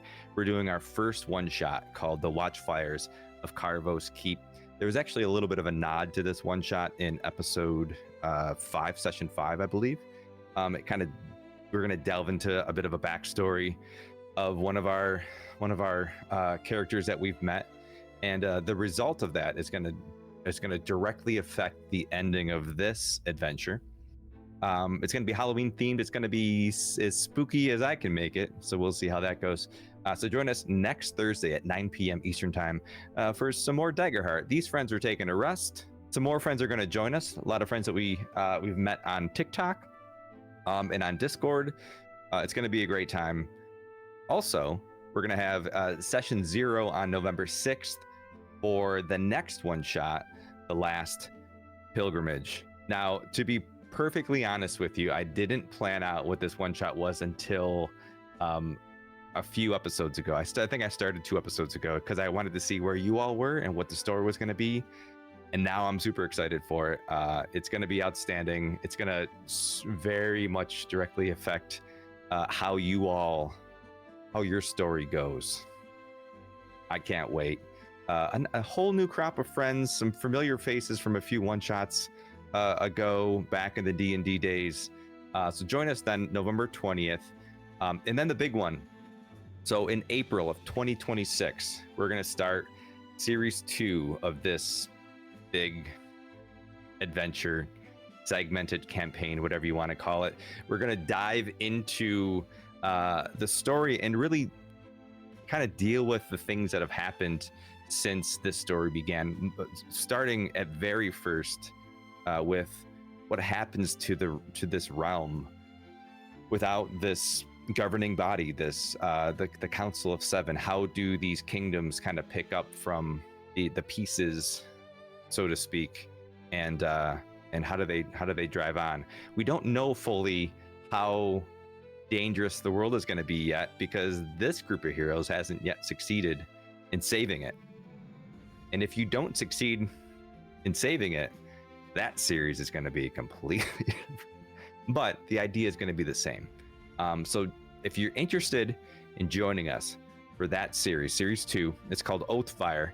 You can go to groupactionroll.com, click on the play button, and you can sign up there. So go over there, sign up. The current plan is to keep it bi-weekly. If I have enough people that are interested, I may run it weekly and then have 2 groups sort of in the same region, which could be fun. So sign up, let me know. I think we might switch to Tuesdays to avoid the Critical Role traffic if everyone is willing to do that. So that's it for my announcements. If you love any of the nice swag that you can see on your screen, you can go to Group Action Roll, click on merch, and you can buy some of that as well. So groupactionroll.com, go there for signing up to play and all this other fun stuff. Join us on Thursdays. It's some busy Thursdays ahead in the weeks ahead. And that's it. Y'all ready to dive back into the story? Yes. Let's go. Yeah. Mm-hmm. All right, so you're still more voice in my ears. More voice in your ears. You're still sitting around the stone circle of this encampment, and Ellumnd has just dropped this bomb on Throg. Before Throg responds, real quick, since Echo just realized the pull to that other realm, and Ellumnd is talking about how all the orcs are being attacked, and Echo's goddess is the goddess of death, of mercy in death. Yeah. I think Echo is gonna kind of go a little like blank face a little bit, and just try to feel the pools and kind of focus on them and fully grasp and understand what he's gonna be feeling for the rest of his life, however long that is. And seeing if there's any type of connection with those who are like if stuff, and yeah, so he's just kind of quiet and contemplative at this moment and not really paying that much attention.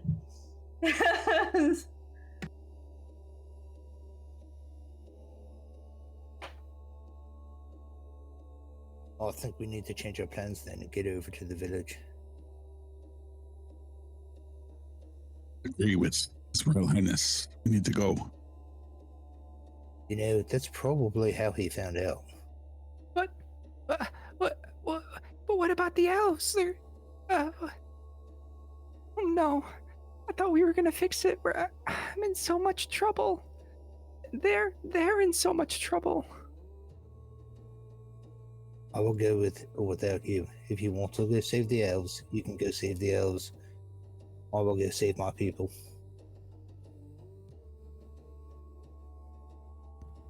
Question: Okay, so they walked through a portal, right? And is that portal still there? The portal, the shimmering puddle, as Ellumnd describes it, still exists. They can still access it. It is a few weeks time travel back to Throg's home. So Throg's home is a little bit further east of where you discovered Golvathar. So it's actually his home is actually very close to where that corruption from Braelith is sort of working its way into the center of the continent. So he could take it, but he would still have to travel for a couple weeks to get there. Do we know Trill and Echo were talking about the trials? Do we, as the party, know what they were referencing? Okay, I didn't think so. I mean, you may have had some conversations with Echo over it. If you want to roll, I'll even give you a relatively. Yeah. Again, you are the avatar of truth, so we can do another DC of 15. All right, cool. Yeah, I'm gonna do that. Okay. Because I think that's gonna, So. Yeah, and that one actually has a chance of Echo have talked about. So. Yeah. Yeah, and I rolled an 18 with hope. Okay, take your hope. So yeah, you understand the governance process of the garden fairly well. You know that there are two divine beings that sort of oversee the garden itself. It's Solaris and Sorelia. The people who live here, there's like a system of elders. They refer to them as the Stone Circle. These elders kind of govern, and then there is a sort of a front row of this amphitheater of important people. Echo themselves, as you know, is one of these enlightened people who have the ability to see and access these shimmering portals, and their primary function is to monitor. But given what's been happening here, they've shifted and they were commanded to go out into the world and try to figure out what was happening. So both Trill and Echo have that position, and they both went out to try to find it. Echo was the one who sort of found the answer. So you understand that if someone was going to be seen, if they were going to have a trial and have a discussion about it, it would be at the Stone Circle. And it's called the Stone Circle because it's literally a physical location that is a stone circle. I don't think I do, but would I know or has there been any communication or knowledge shared with me or within the party of how close we are to that stone circle? Yeah, they haven't discussed it at all. Okay, cool. I didn't think so. Okay, thank you. Echo, you know exactly where this place is, and you know it's relatively close. I know. You can get It was there a quick. really bad time for Echo to stop listening. I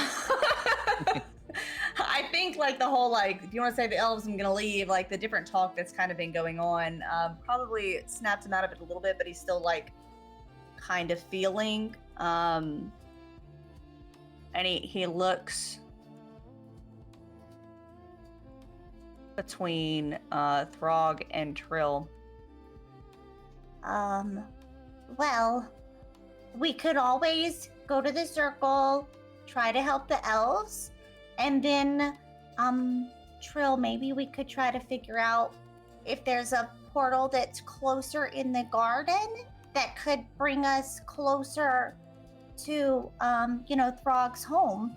Maybe we could work with people and try to figure that out, and then go there. And we would be closer to your home, Throg, and we wouldn't have to travel, in your realm. Echo, you know exactly where all of the portals are located. Maybe not exactly, but as far as the types of environments they're located in. Mm-hmm. And you know that none of them really seem to be the type of place that Throg is described being from. That nomadic, very, very much in the plains near mountains. The closest thing that you have towards mountains are the ones that you know that are underground. Yeah. How long does that take to travel out from there? Probably, it was in the other mountains, so it would probably still be a few days. Yeah, it wasn't from Golvathar. You do have a portal seed near Golvathar, and that would probably be just a couple days travel. Yeah, but we had to lay another seed and then go through that seed, right? Yeah, so that would take a day. Yeah. So you might have to try to find another method of travel. Yeah. Do I know of anyone in the circle that has any type of, like, I don't know, anything? No, you that could help. you and Trill are unique in the way that you have the ability to view and see, as well as the others of your kind. But nobody is really creating these portals. You're just utilizing them. Very few of you that can actually see and access. Mm.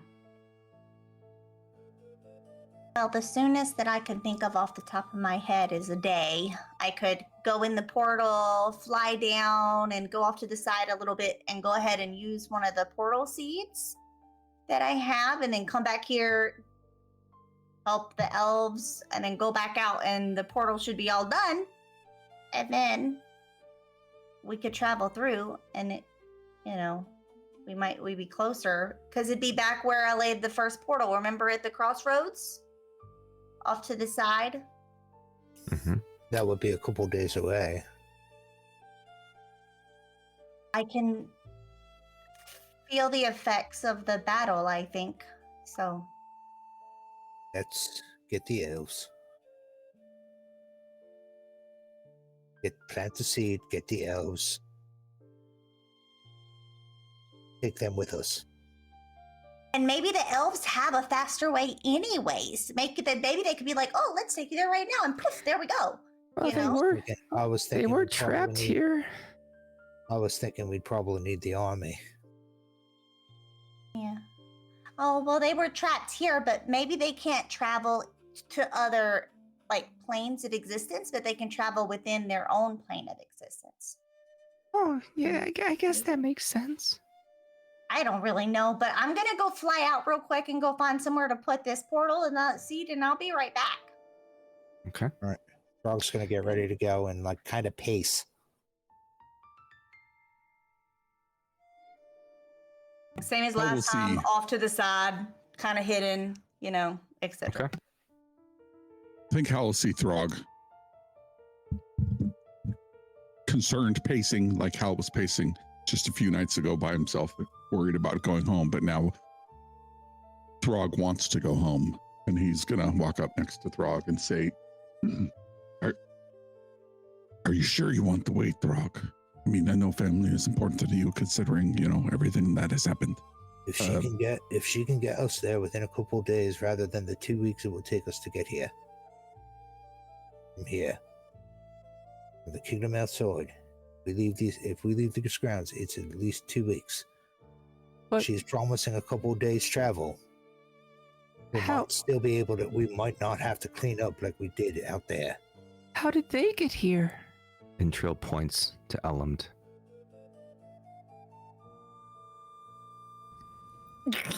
Sorry.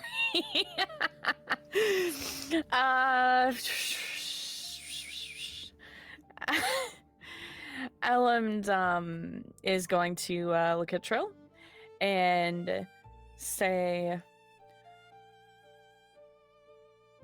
"My portal was weaved with history and knowledge." Oh, can you weave another? That's not something that I could do, right? Like, that's just not like. Check your card. Wait, really? Wait, what? I mean, if you're the Oh, I forgot about that. if you're the new Valerio, yeah, you can do that. I couldn't tell if you were just, No, I'm so glad you said Pointing. that. No, I'm so glad you said that. No, damn. You don't have to tell them. Even though above table they know. Yeah. Now. I wish okay. I'm so torn because all of these things in this card offer use so much hope, guys. But the thing is, the other aspects of this card could do some things. So I don't think I'm gonna tell them. You do have some extra leaves kicking about. That's true. Oh, where did my fear go? How many did we have? We used them all up. You used it all. Yours all Didn't we gone. use them? I think that we did Sorry. use Yeah, them. you had 7 and you just put them through and told bad news Mm-hmm. and scared us and all the things and You Yeah, used I them think to move so. all the armies of Nixarath to And- go and before. I think you made Hal split his pants. Echo's holding 2 of them. One of them we were saving for Oleg. And of course Throg has one, and I'm sure he'd be willing to part with it in this case, probably. Aha. Okay, let me Is it just for getting hope? yes, 2 hope. You need 2 hope? Don't worry about it. I will use my close knit once per long rest. I can spend any number of hope and give them to an ally. Oh, we can do that. Okay, so I don't need it now, but in this case, In knowing that character, we have no idea. Trill obviously asked Ellumnd if this is something that they can do, and they're going to obviously respond and say yes. As Caloris's avatar, the ascended oracle of knowledge, I have the ability through words, memory, history, to open a portal to any location I am able to envision.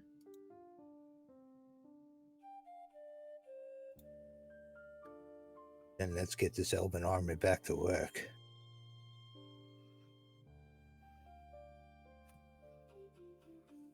Oh wait, elves hate orcs, don't they? Echo, Sure, they you probably hated feel God more. you once again feel the pull of more souls entering the Veil of Stillness. Echo's not there right now. Echo's like flying as fast as Echo can fly to plant that Mhm. portal seed. Okay. I'll let you tell me when I get back. I sent a message to specify exactly where. Oh, yeah, for I see reasons. that. Yeah. Not on the island, Oh. off the island, so. And Okay. out a little. Yeah. All right. So you just tell me when I'm back, and then. Well, if I don't imagine they'll leave without you, so you can be back at any point. I'm Let's back. leave. Let's leave Oh, that Echo was a note. fast. She knows where we're going. He knows where we're going. That was really fast, Echo. You're the I think it's the gold and the black veins in the wings that's helping me fly even faster. You were an early flyer. Yeah, I was day 2. Yeah.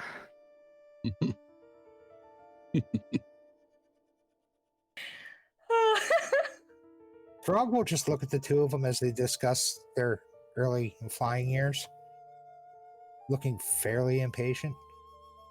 Not so much using Yeah. intimidating presence, but just looking fairly impatient. Of course, Echo doesn't know that Ellumnd can bring you there. Like, that was happening while he was gone. But he goes, This is really unsettling. The feeling of. I'm gonna have to get used to that. What are you feeling? I can feel souls passing through. What kind of souls? I'm assuming that they're the orc souls that are being attacked right now. Then we need to go. And Throg, while we're talking about thousands of elves that were at this encampment, you know that there are far fewer orcs, especially within your nomadic settlement, but generally in existence on Veldrennen and living in Valtheros. And we're just dealing with a camp here. We're not dealing with a legion at all. Well, it's a large camp. Trill said last episode there's something like between 2,000 and 5,000, I think he said. I was talking about the orcs. Oh, the orcs. Yeah, no, it's a very small Maybe a group. dozen at most. Like actual fighters. Of course, you start pissing off orc moms with their orc kids. True, yeah. But also, like, all of, Bernina is there. Well, Hostcha is there. Your family. Yeah.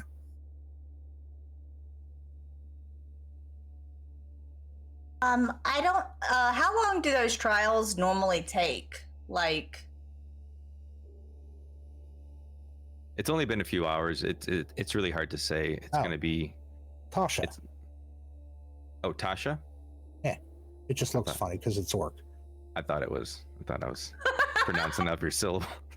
Tasha. Okay, that's easier. Tasha. You say it with the accent I use, it makes perfect sense. Tasha.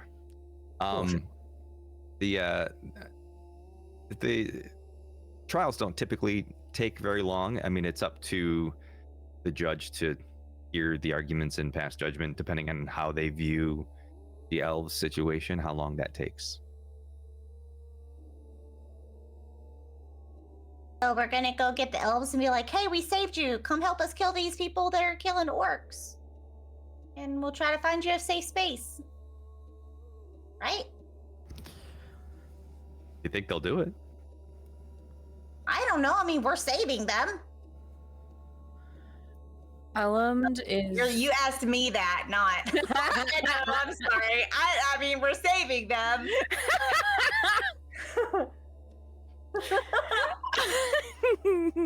We fought the guy that took your kingdom. Now he's after our kingdom. We're going after him. You're coming with. Well, there are 5,000 of them. This is what Trill said in from what my notes say. So Ellumnd is going to push magically, push their cart away from our little circle of soup toward the direction that we were headed in, and is going to leaving, of course, the smell of soup in their wake, and is going to say as they go, there is no time, and continue. Grass, wait! Move out of the way, Grass! As you roll away, Trill goes, Wow, that soup smells divine. I know, it smells so delicious. Following Ellumnd. Echo is going to turn into a large falcon and speak through the falcon beak, since I can do that. Where are the circle of... I'm sorry.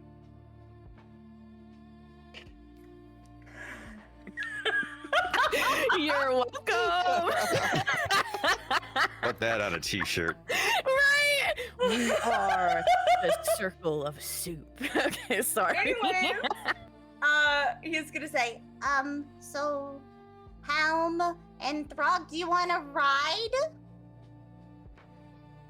Dar, do you think you could carry Ellumnd? I rolled to cast fly again and got 18 with hope. So Nice. It works this time. Fantastic. And maybe So, yeah, Phil my- could help too. Wings start going and we'll take off.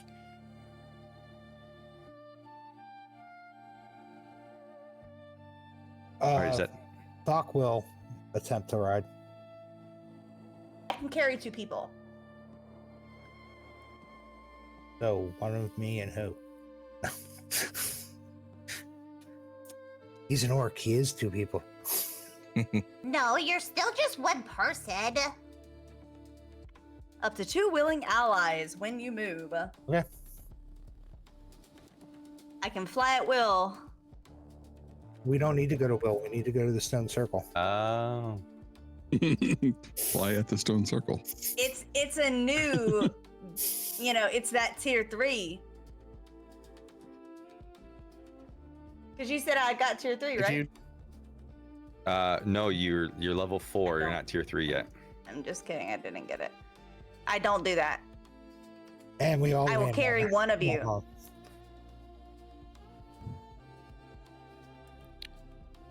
But I just carry you as me. Wait, I no, think I I'll can- get on my horse. I'll turn into the whatchamacallit? Clydesdale. So as you all begin carry to, too. that works. So I'm just gonna whisper to the grass as I go. I'm so sorry. as you transform into a Clydesdale and you have your allies hop on your back and you all begin to make your way in the direction that is central to the garden. As you move, you do notice that strange occurrence that was happening when you last left is spread so much further into the heart. And it's only once you've gotten to the center of the garden that you start to see a little bit of the life that you're used to. The corruption has spread so much. And you step into the circle of stone, this ancient amphitheater deep in the garden's living forest. Giant moss covers monolith, form of semicircle around a floor of interlocking roots and stone.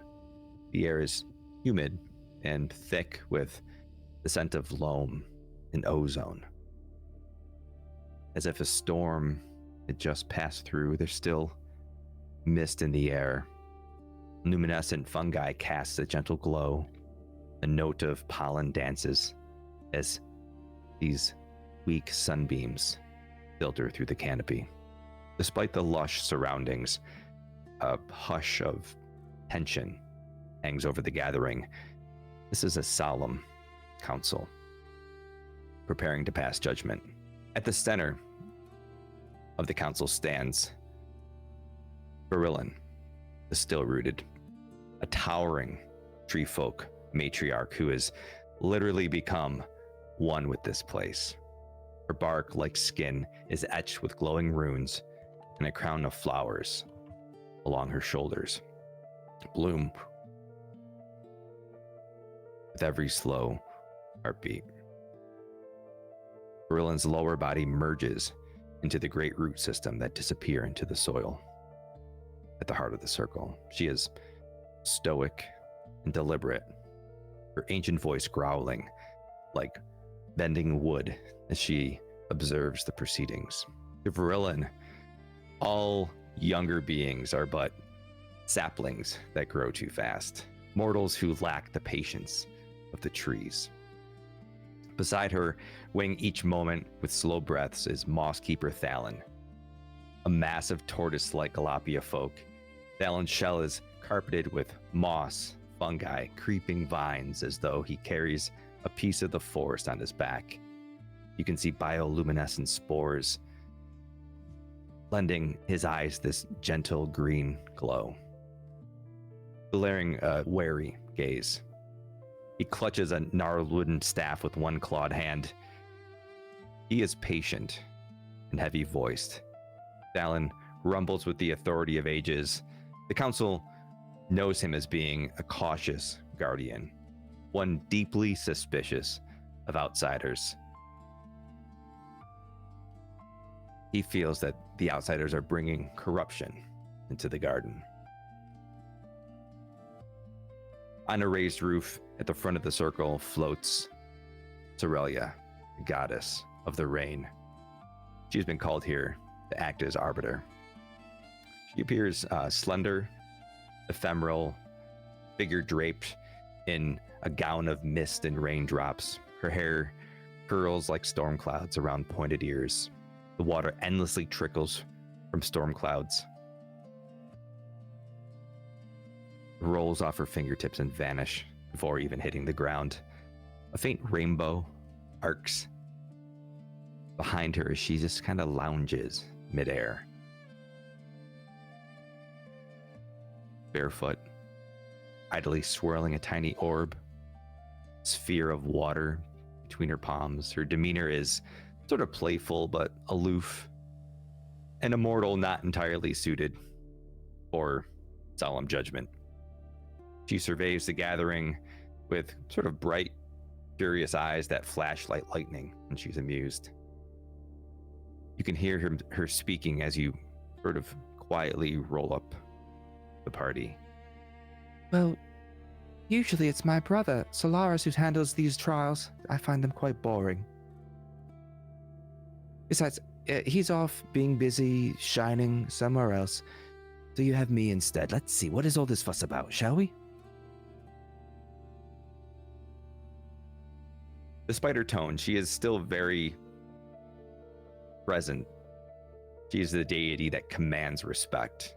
Droplets of rain occasionally patter around the circle, responsive to her shifting moods. Also in the amphitheater, you see those who stand accused. You have Queen Navira Valian of Aer'yndor and 2 advisors. She's flanked by a few cautious guardians. Navaria's cut is regal but somber. Long silver hair is braided with ashen gray ribbons, a sign that she is mourning. Exhaustion shadows her violet eyes. Navera's posture remains upright and unshakably poised. She stands with her hands loosely clasped, concealing any tremble of uncertainty. This queen is now the reluctant voice of a broken people, determined to show dignity, even in defeat. To her right, Commander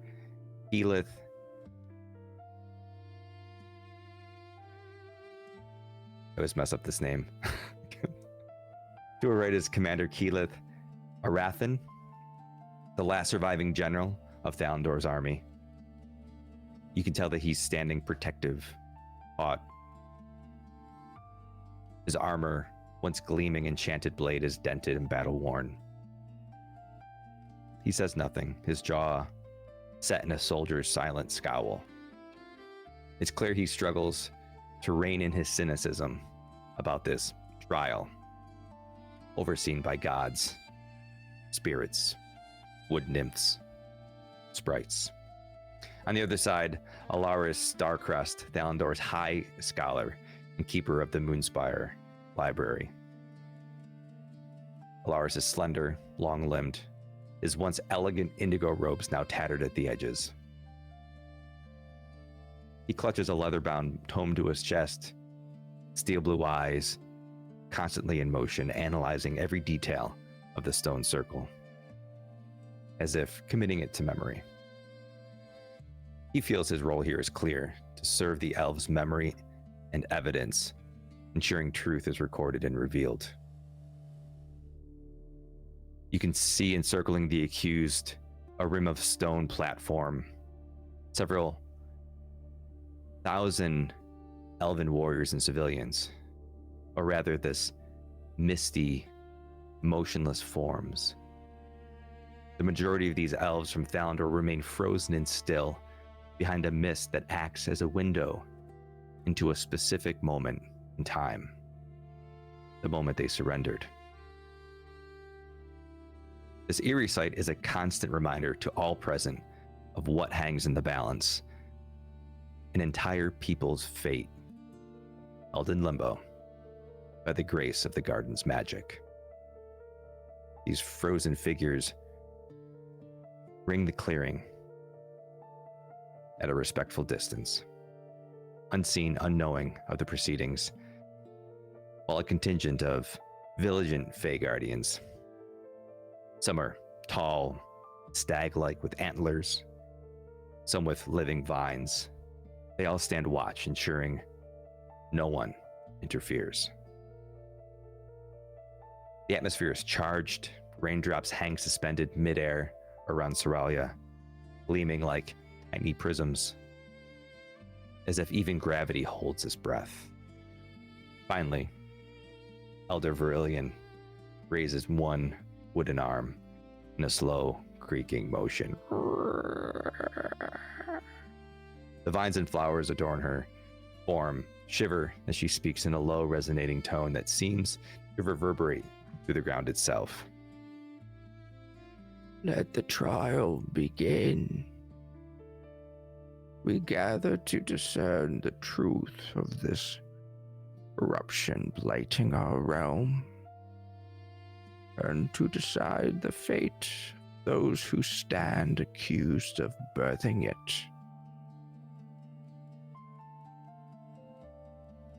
They all stand as a faint tremor ripples, as if the garden itself is listening.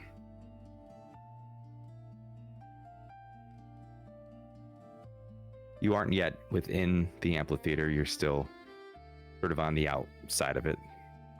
They haven't recognized your presence. Question. Sorry. Okay. Oh, go ahead. I have a question. Did Virillion just say that the elves are being accused of like starting the corruption? Is that what they said? Or being Okay. a part of it, at very least. Being a part of it. Okay. Yeah. Got it. Thank you. Am I where there's not life underneath, where they can get off of the horse? Yes, there's now? plenty of stone platforms and walkways that you can stand on without stepping on the grass. Okay. He's gonna kind of turn his head back a little bit and say, Do you mind hopping off now? Frog will hop off and walk right into the stone circle No. and yell objection. Who is this outsider that's coming to our trials? This divine being floating in the air. State your business. My name is Throg. Obviously, I am not an elf, I am an orc. I am here because you are accusing these elves of bringing the corruption when this corruption is actually the work of Nixarath, who destroyed the city and encased all those elves. I have come here to plead their case. Well, This corruption is now spreading to my village, and since we have chased it from this village, since we have chased it from this kingdom, I would like to implore these elves to come with me and go fight Nixarath, which they failed to do, and fight the corruption from spreading across the world. Roll me a persuasion check. Which is not called a persuasion check, it's called a presence check. All right, then I would also like to use bold presence. And I spend one of my hopes to add my strength to the roll. Okay.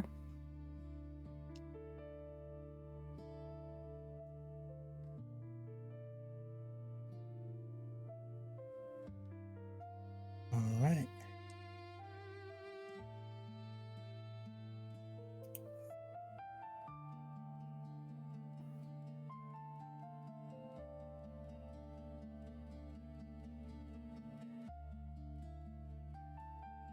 It is a 12 with fear. I will take the fear. Count. Well, corruption isn't the only thing that they're being accused of.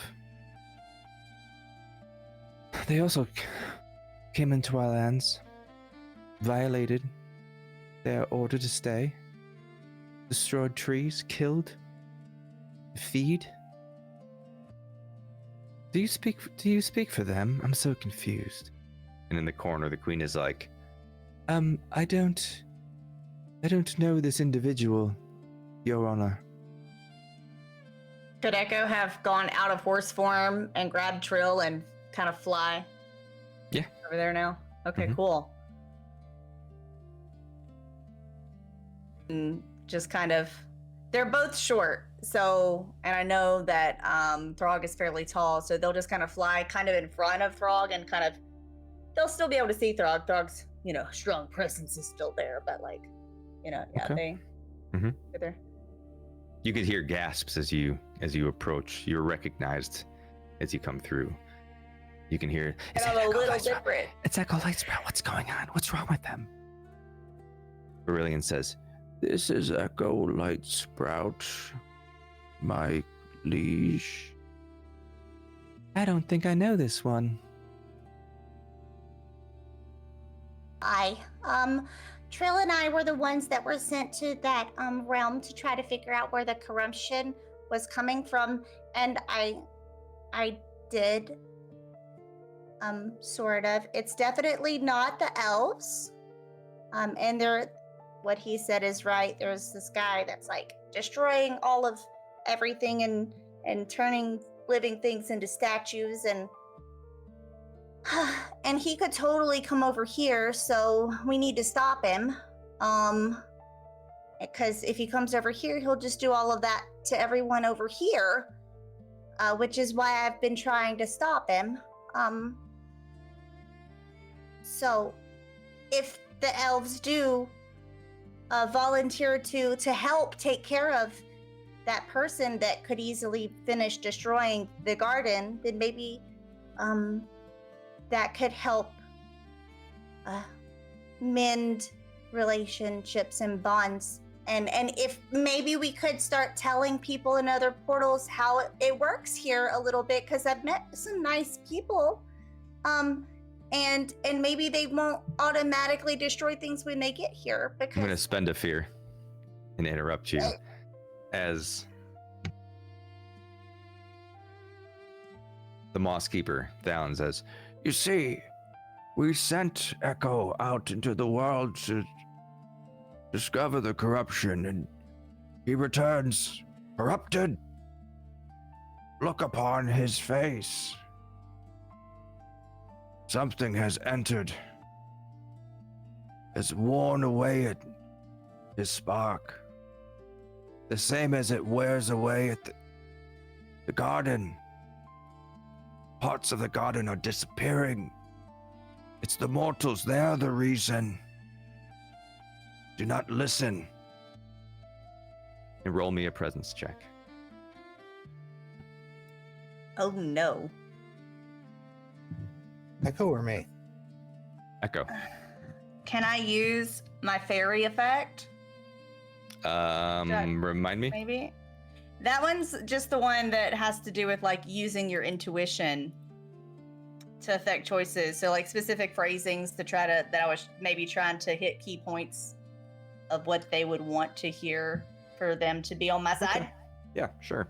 I mean, you know them and you are a fairy and they're familiar with your kind, so. Okay.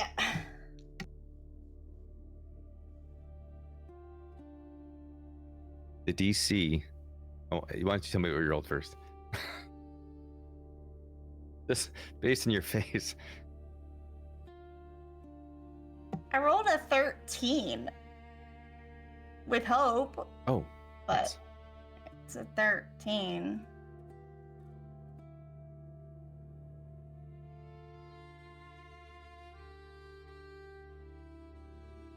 As you plead your case, and you can see Soraya's paying attention to a certain degree, says, Yeah, well, how did that happen to your face?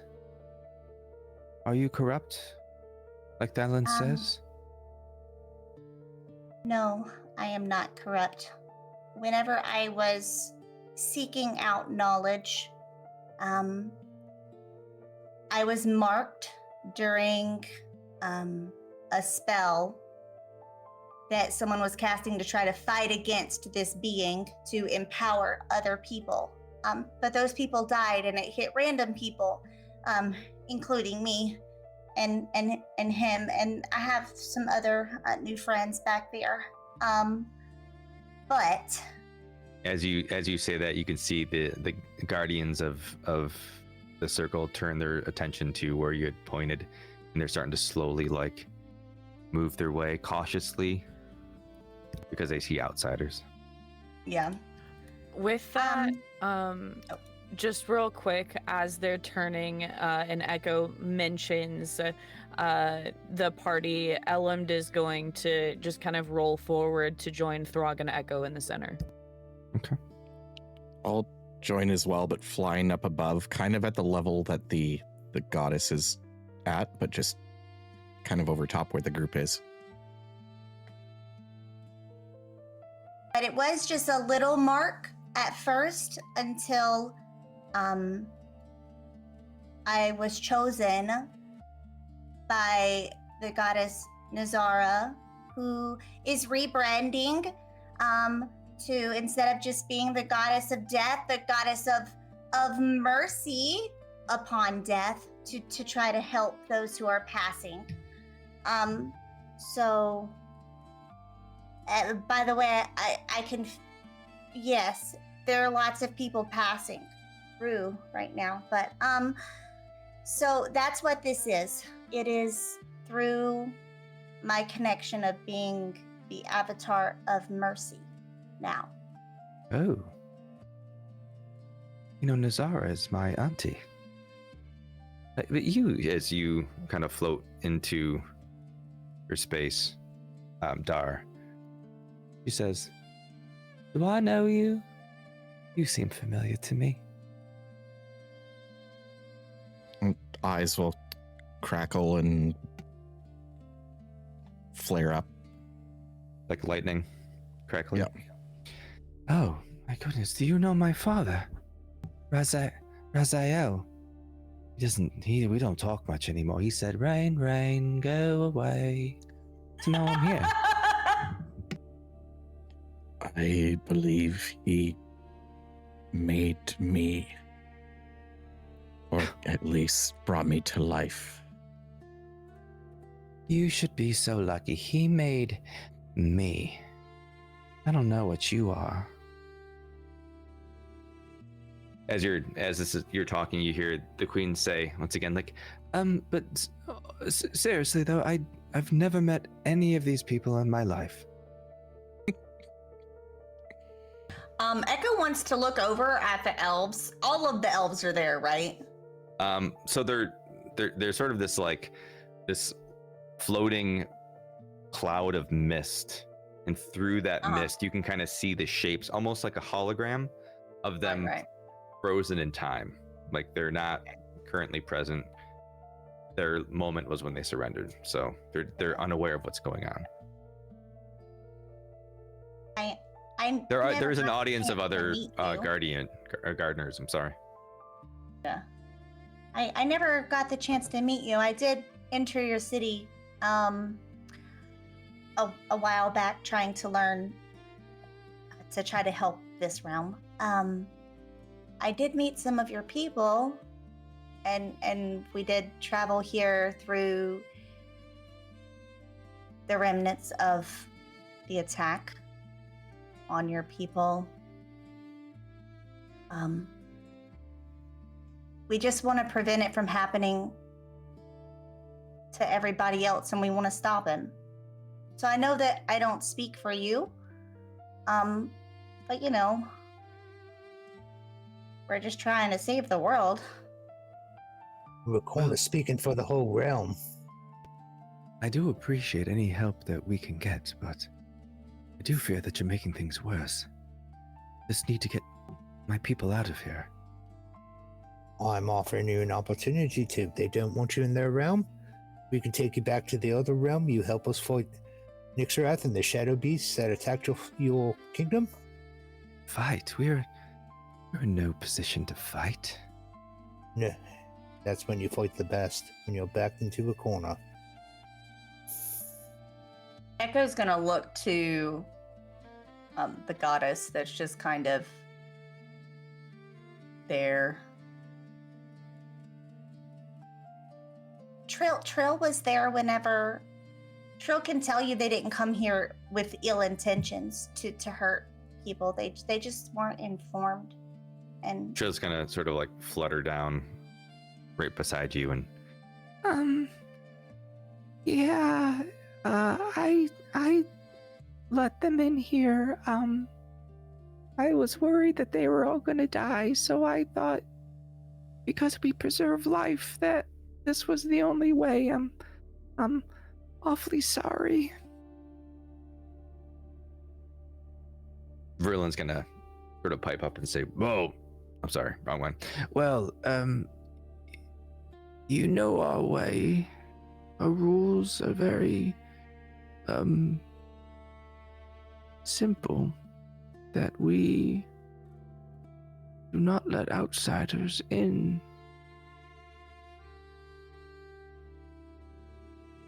And then when they come here, they trample, and they take, and they destroy. Trees were murdered, and the magic wanes. We found an entire grove that they destroyed.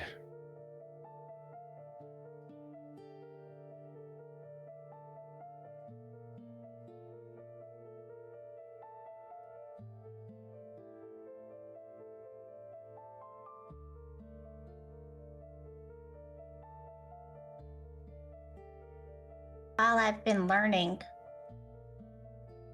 about or trying to find different information to save all of us, I've learned that sometimes we have to rely on other people. And I know that it's completely against everything we've done ever since, you know, the event. But maybe if we instead made other people aware of how we do things here, then maybe they wouldn't trample, because in their world their plants aren't alive the same way our plants are here, and that's really sad. But they don't have souls like they do here. So they didn't understand that they were murdering.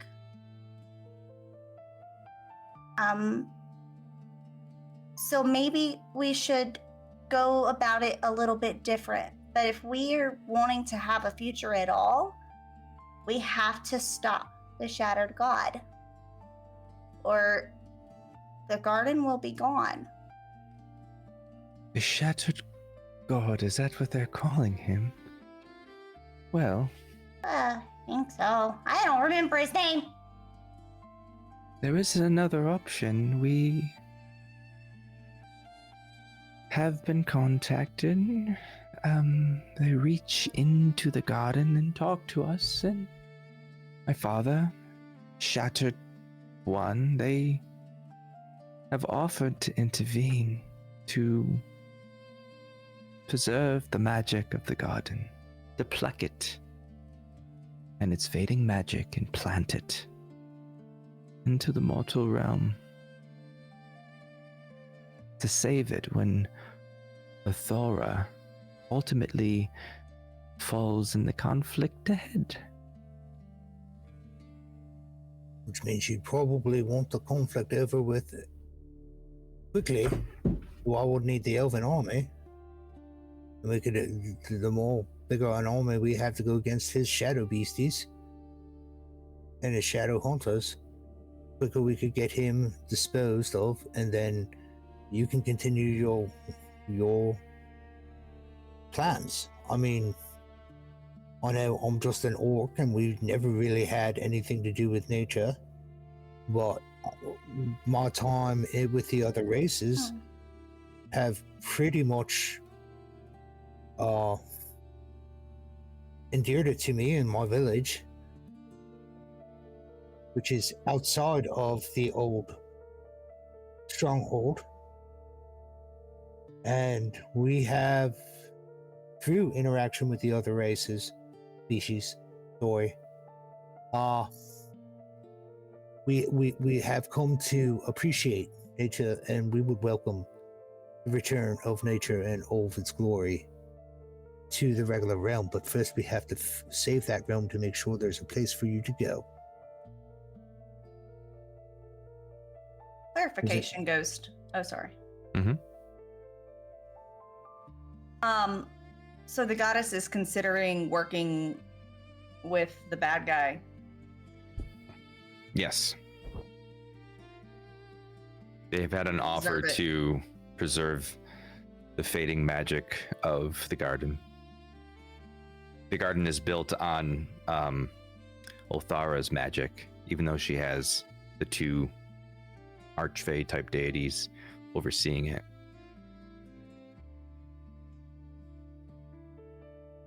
Athara, is on the side of the current pantheon. Yeah. Does anyone else want to have any closing arguments, as it were? I kind of do. I think that Ellumnd is going to move a little bit closer to Echo, introduce themselves as and say something along the lines of, "I am Ellumnd of." So they're going to say the name of their home, which no one knows yet. So, just be aware that's what I'm talking about. Okay. So they're going to say, "I am Ellumnd of Nuclea, now the ascended oracle of the divinity of knowledge, Caleris. Imbued with my knowledge, I tell you, assuredly, the Shattered God means not to preserve the purity of the garden. The Shattered means to corrupt all, to take all within its own power, to make it something that it is not. The Shattered has done it with others, with this place. Your suggestion means that you would ally yourself with the very same corruption that threatens your land now, that threatens the elves, the orcs, my home, that threatens all, that corrupts all. There is no purity, no preservation, no expansion in the Shattered. This corruption is your future, should you choose to ally yourself with the enemy. And as Ellumnd is saying this, their pace of speaking is actually a little bit quicker, right? They're they're much more enunciated, very clear, very powerful, not as slow, much more alive. As Ellumnd finishes, I will also say, he told me that he will kill everyone and then revive them in his image.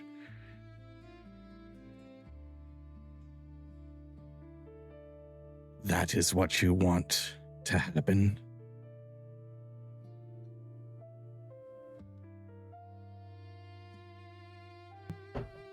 Then Echo will just say a last statement. And I mean, even people who have chosen his side regret it. So, I mean, we should learn from others and listen to knowledge and to the threats that he's made.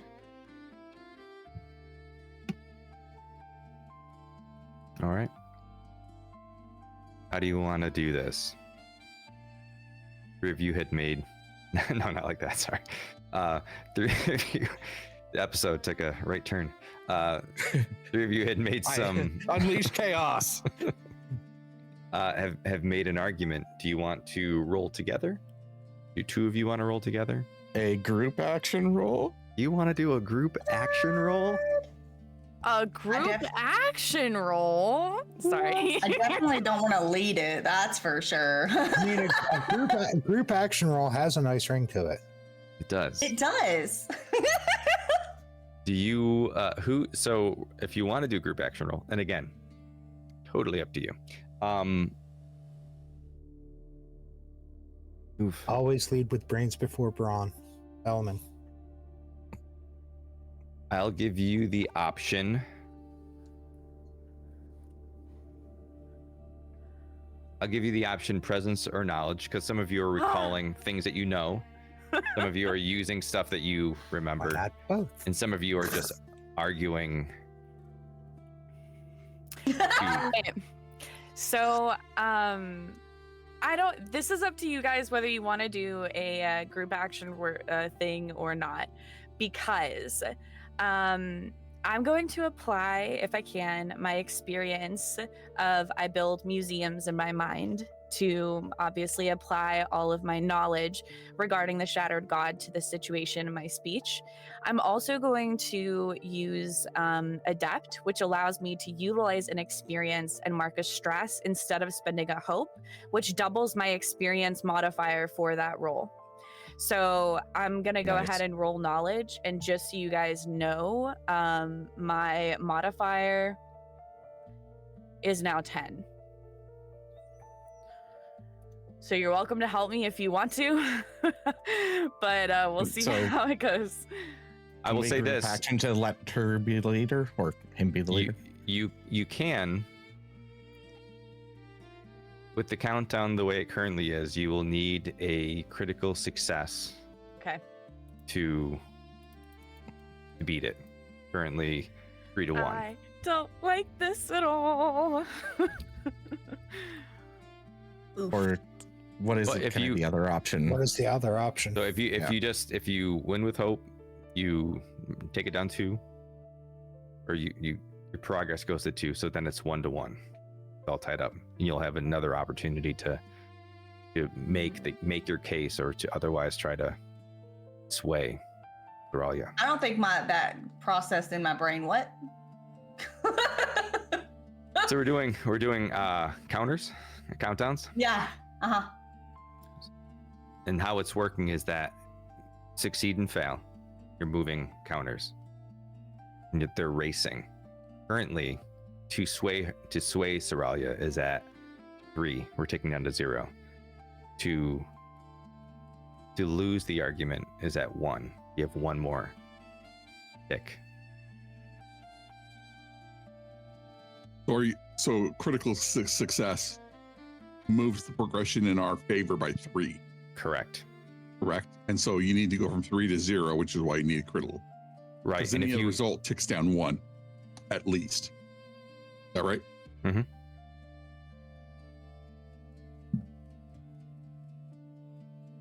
So how do you want me to roll it by myself? That's up to you guys. Oh, sorry. Success with hope, it doesn't tick down at all.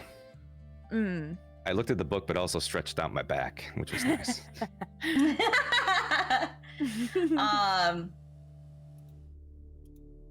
Shoot, I don't know which one would be better to do.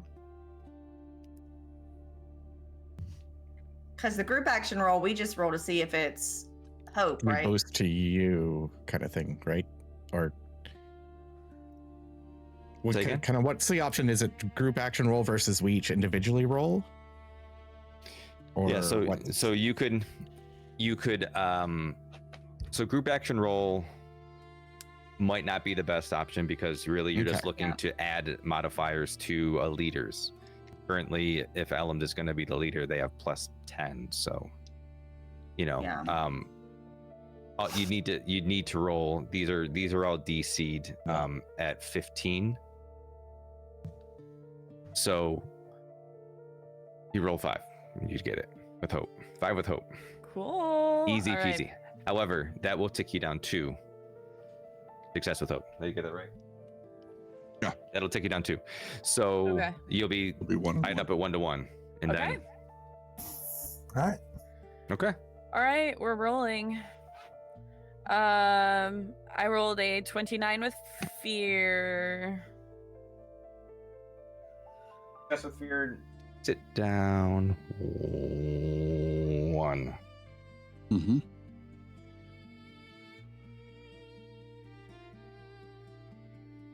Any way to change that? Anybody?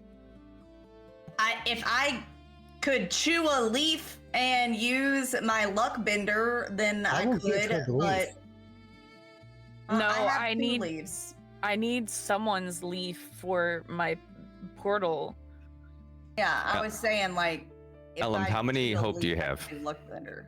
I Any? have full hope right now. Read your card. Wait, what? No, wait. More stuff for you, Ellumnd.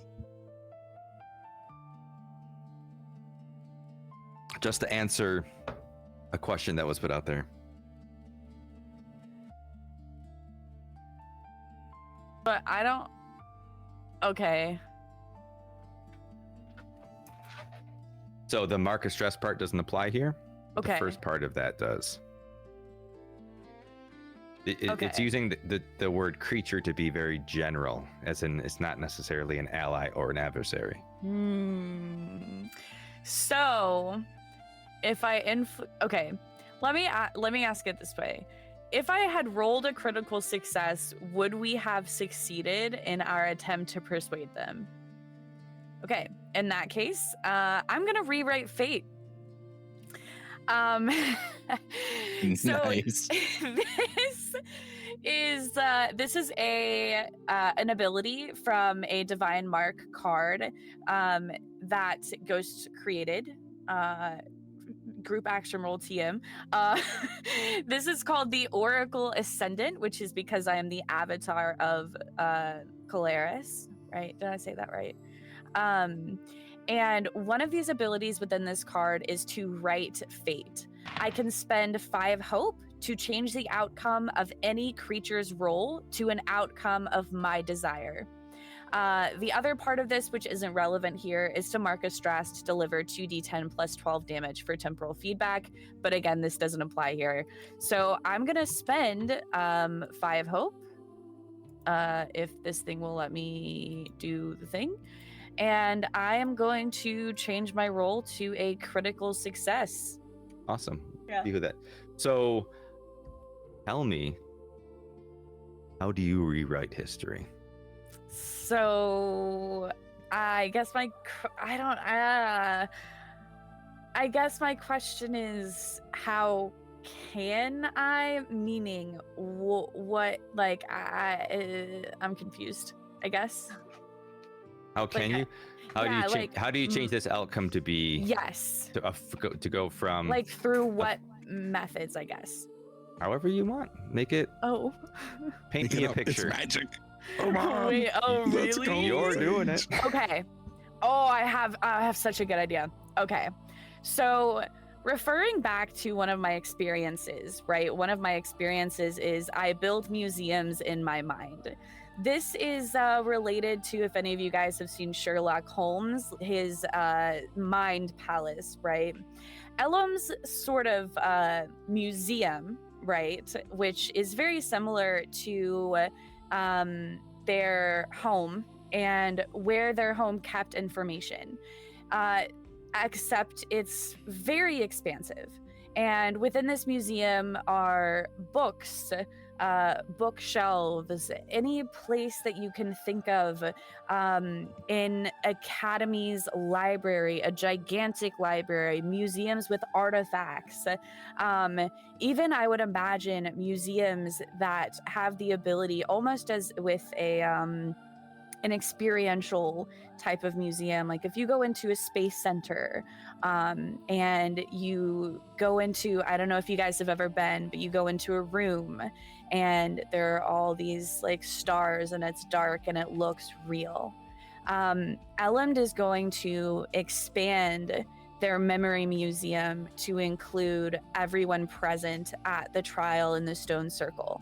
And they are going to take them to a room that is filled with memories of the shattered god.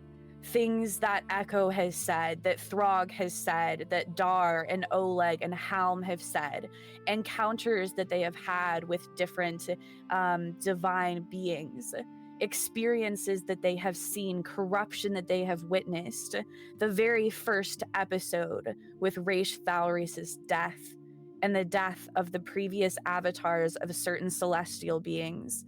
All of this memory coming to life around them, almost as if they are there, as if they're standing in the midst of it, full color, things playing around them from Ellumnd's perspective, as if they are there in Ellumnd's place. And as Ellumnd speaks, this is going on around them. As Ellumnd's voice drops off, and with their final words, the memories continue to play. And they play for moments until it seems as if the entire circle is in utter awe, not disarray, but almost paralysis of this overwhelm of the very truth, the knowledge, the fact of the present and the implications for the future.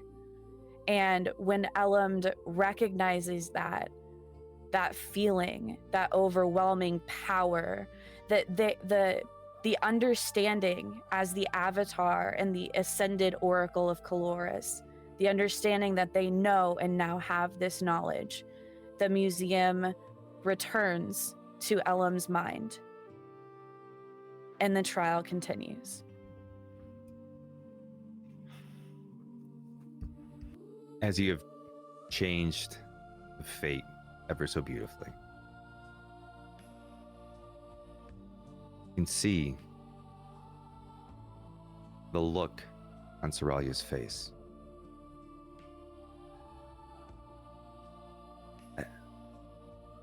I never thought of it that way. We worry about life. Immortals, they have life. And if we fall, they fall. And if they fall, we are soon to follow. Wish my brother was here.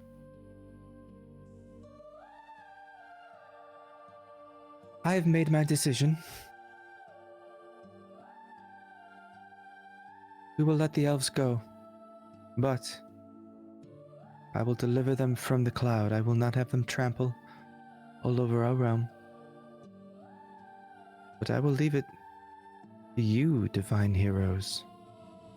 Help us find a solution. We won't last long. The garden is fading away.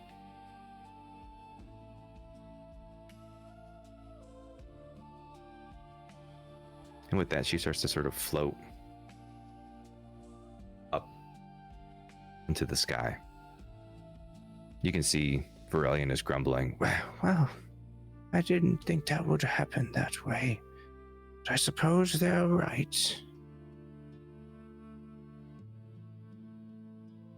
The queen says, "Thank you so much. I don't know how to repay you. I know that you need us to fight, but we've been away from home for so long. We will surely stand with you, but we need some time to recover. If you want to go ahead, maybe we can follow shortly. We need supplies. We need to regroup."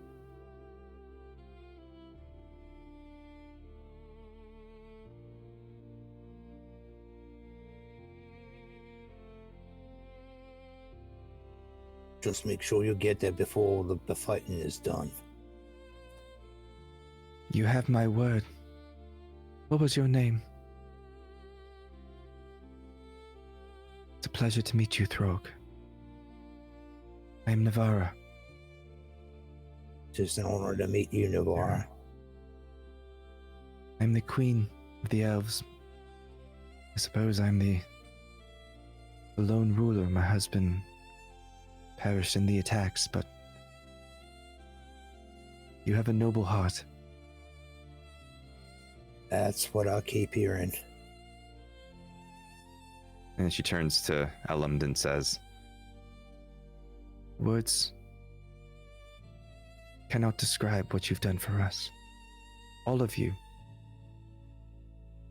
If you truly are planning on taking on the Shattered God, you have our swords, you have our bows.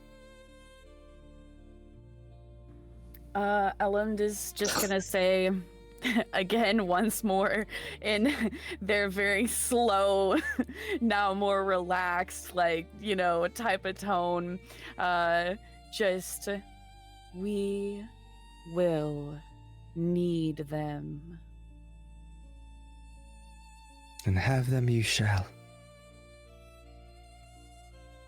Are you gonna try to help out with the orcs, or are you just talking about like the battle in general kind of thing? I don't know how long it takes to recover. I don't really know how many of your... And she looks to... he looks to the one that is the general dude, that's all decked out and stuff. I don't really know how many of your elven army protectors you have left, so... Commander Arathian turns, he says, well, we are elves. We just need swords. We ran in here under-equipped, so... We will find the provisions we need. We will join you, post-haste. If you are to be the saviors of the realm, we will have your backs, but we will need much more than us.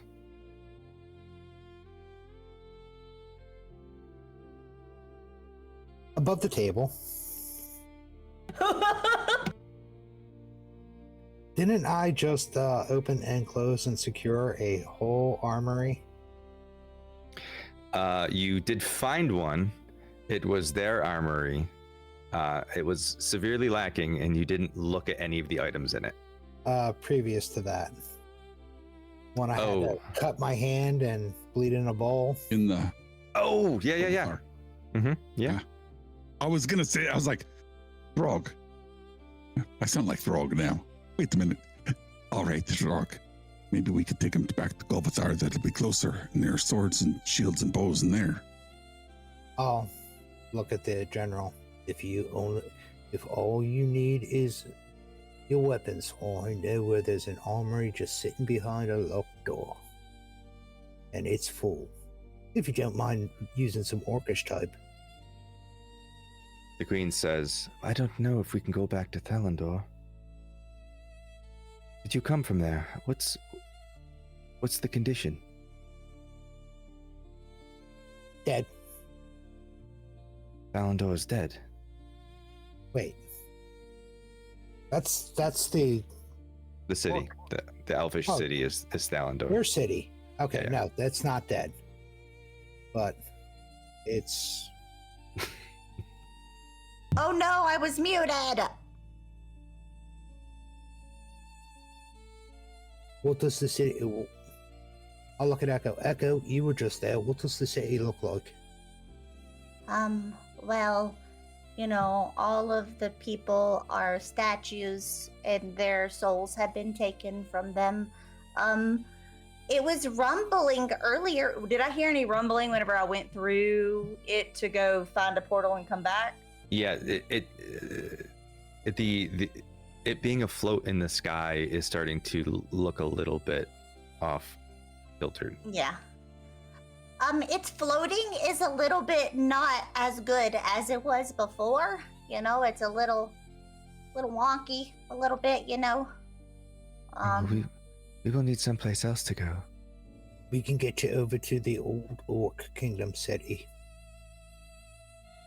We can get you down in there. We can get you the weapons from there. Maybe we can go directly there. Yeah. And she looks down. She's been listening the whole time as she's up in the sky, and she just says, whatever, that's fine.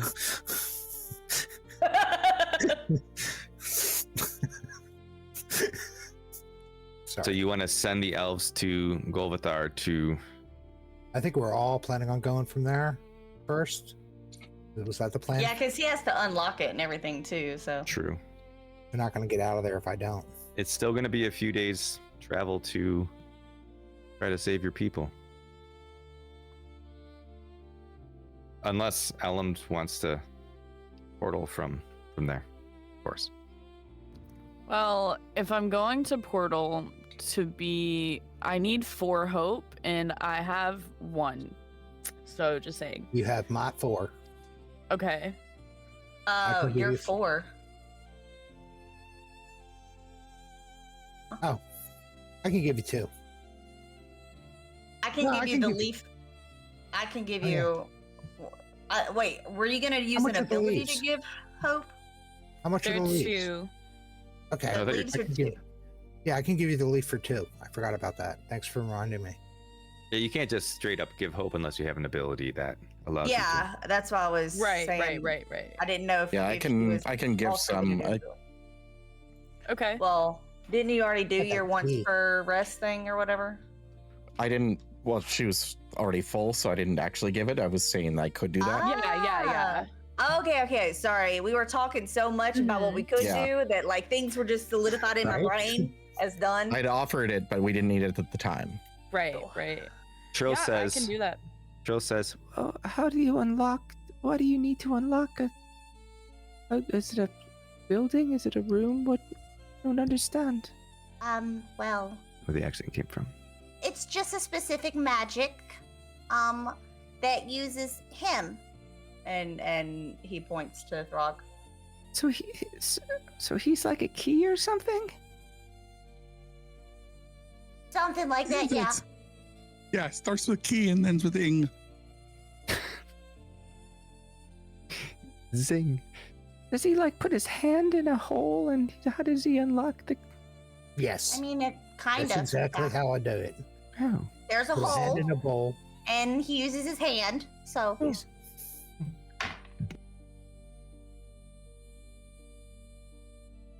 I thought fake. Nah, I'm kidding.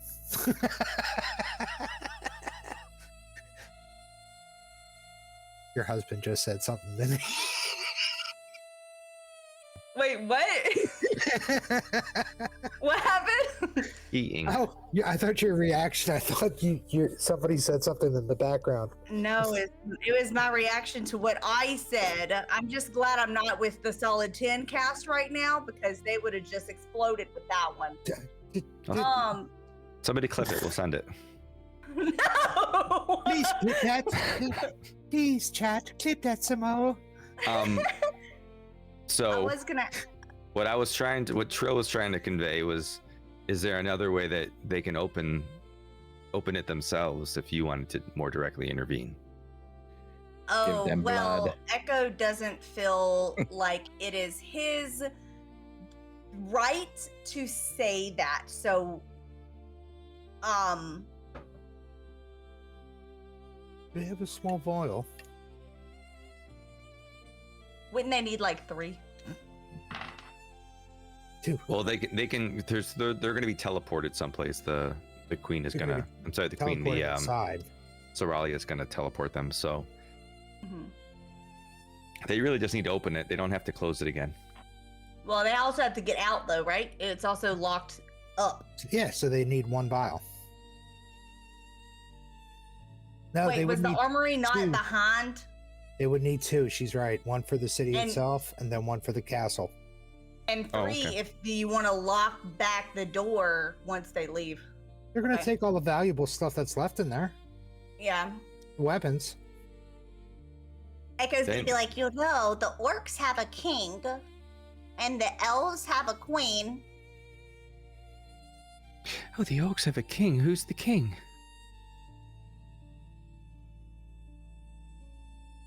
He's right here. Oh, my apologies, Your Highness. I had no idea. I knew that you had a noble heart. I had course. no It's a idea either. It's a new development. Oh, He just I see. found out. I've never met an orc before. It's a pleasure, of course. We are happy to.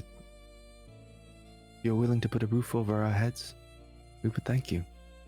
Yeah, well, Species, helping each other out. Echo's just going to kind of walk away. it'll at least give you a place to stay until you can. If you won't get back to your floating islands and get them all back into ship shape. But I have a feeling we have to take care of this whole thing first.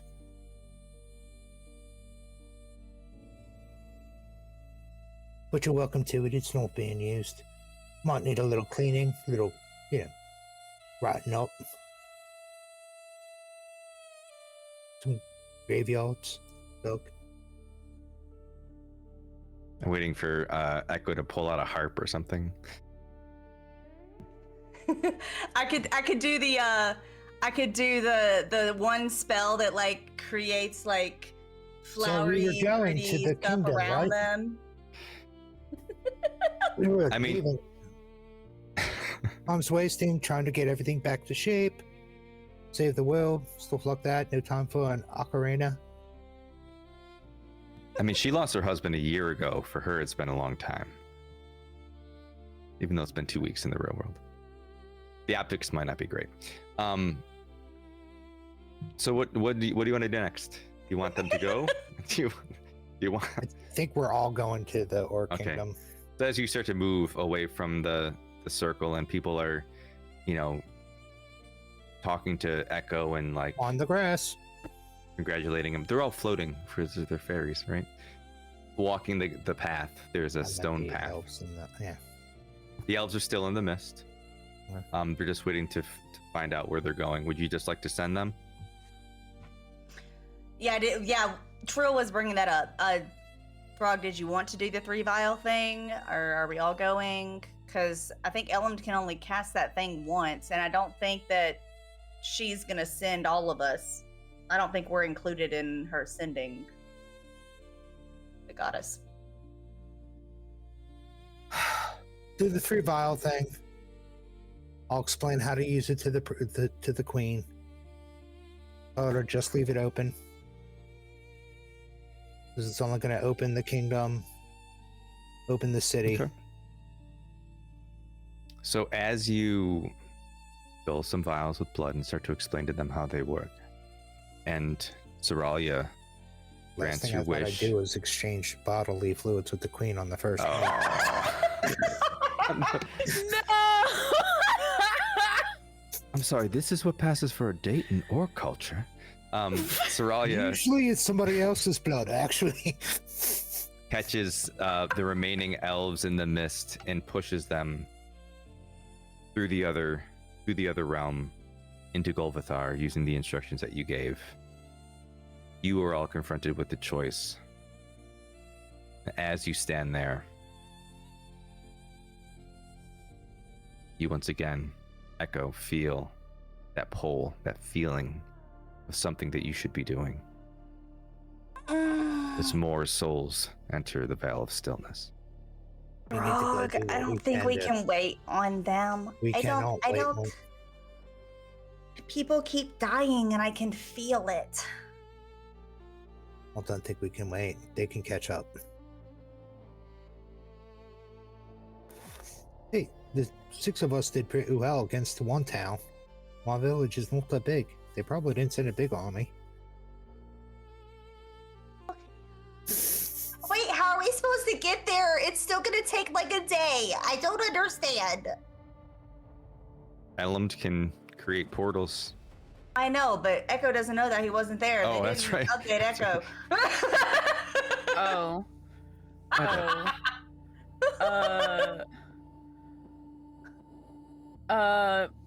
Ellumnd is going to well, okay, first of all, Ellumnd, like, you know, kind of rolled away with Echo when Echo like stepped away, and is going to as they're kind of talking, actually explain to Echo that actually I feel like Ellumnd as quickly as he can, which is not quick at all, is gonna give her a little bit of detail just about the interaction with Raish and Caloris. Caloris? Yes.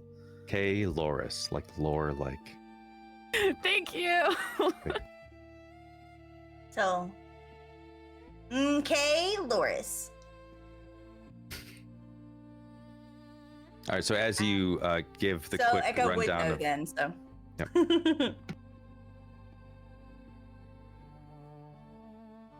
Ellumnd is going to offer to create a portal and asks Throg directly, although refusing to look at him,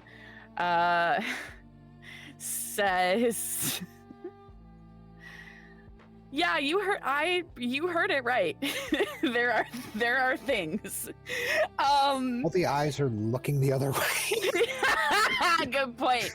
Yeah, maybe I actually think that they're probably still facing Echo, but is talking to Throg, and says, King of the Orcs. No, you- Shall I open a portal to your home? please. So if you guys are gonna give me hope, I'm gonna use that hope, which I think you have to eat the leaves I gave you first. yes. So I actually only need 3. So if Dar can give me 1, because I have got one it. existing, and then if I eat those 2, I won't have any hope though. So yeah, that sucks. I'll give you But- 2. Okay. Thank you, because I need it. And I am going to weave a portal We want to do it now, right? Okay, cool. So I'm gonna go ahead and weave a portal in front of us. Within my hands, there are eyes, and these eyes are now colored with Aer'yndor's divine coloring. And Ellumnd is going to put his hands out, and just you see this light kind of pool in their hands, almost looking like a liquid, as if these eyes are dripping. And the other little eyes all across Ellum's body, including the two now in his face and all of the ones on his mushroom cap, are going to start glowing. And with this glow, there is the same coloring that Aer'yndor in Raish's form now has, which is a kind of ring of this yellow, whitish glow and a reddish glow. And the Ellumnd is just going to like push their hands out and then just kind of make a circle with their hands. And just like Raish's portal, although this one again is colored in that same light, the perimeter of the circle is going to be, different runes and script that are written in the fungal language of Ellum's home. And the script is written in red. And within the portal, you can see whatever it is that is going on in this place that we're going to. So you can see an intense battle between two individuals that are hard to tell. Do you go through the portal? Yep.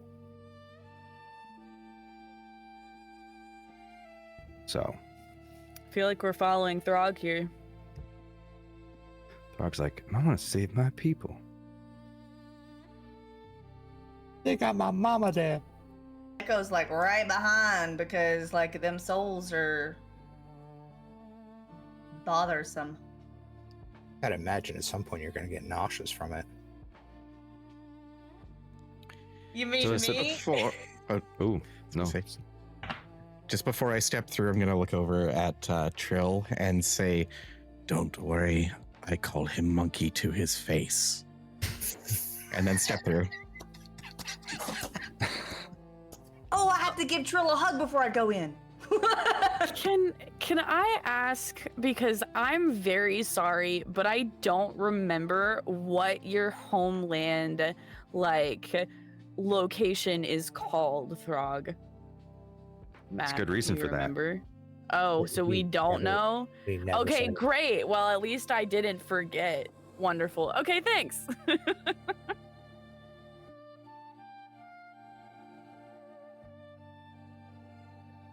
Yeah, I'm sorry. You said before you go through. Oh, you said it. Sorry. You wanted to give Trill a hug. Okay. Yeah. Trill says, Will I ever see you again?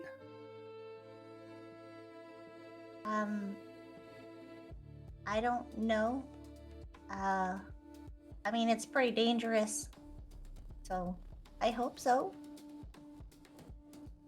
Me too. You're kind of my favorite person. Be safe. Trill's just gonna take a few steps back.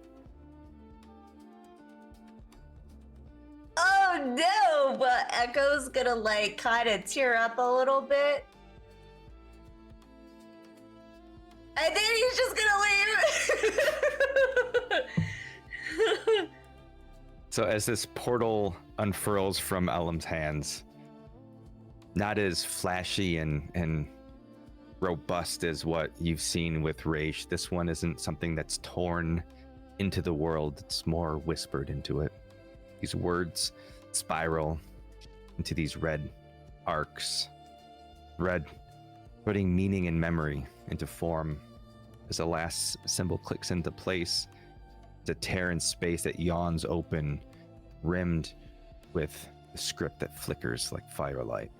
And as you all step through it, you walk into a camp in ruins. You see orcs laying on the ground that encircle around the camp. There's crackling of stormlight, clouds shot through with shadow and flame. The village under siege, there's tents ablaze, great stones at the center cracked. You see weeping light, screams echo through smoke, cut short by blasts of magic. At the center, you see a familiar form, hulking, dark, red, piercing through the chaos, Nixarath. As he stands, he just seems to drip with shadow. These coils of void-born flame lash across the battlefield, but not at other orcs. There's so many that are down already. You see something else. This powerful being wielding this legendary great warhammer, glowing this white glow as he defends himself. Dravos, the god of war, is there to defend what remains, the orcs. And as these two titans clash, above the bloodied ground, light against dark steel, against claw, horn. As Dravos swings his warhammer with divine force, each strike a verdict. But Nixarath, no longer the mortal that Dravos helped breathe into life, breathe into divinity, no longer bound by the laws of gods. He seems to roar as earth cracks. He brings the shattered blade down, knocking the warhammer from his fists. And he sends a final blow to the god's chest as he crashes down into the stone circle. The divine armor shattering like glass.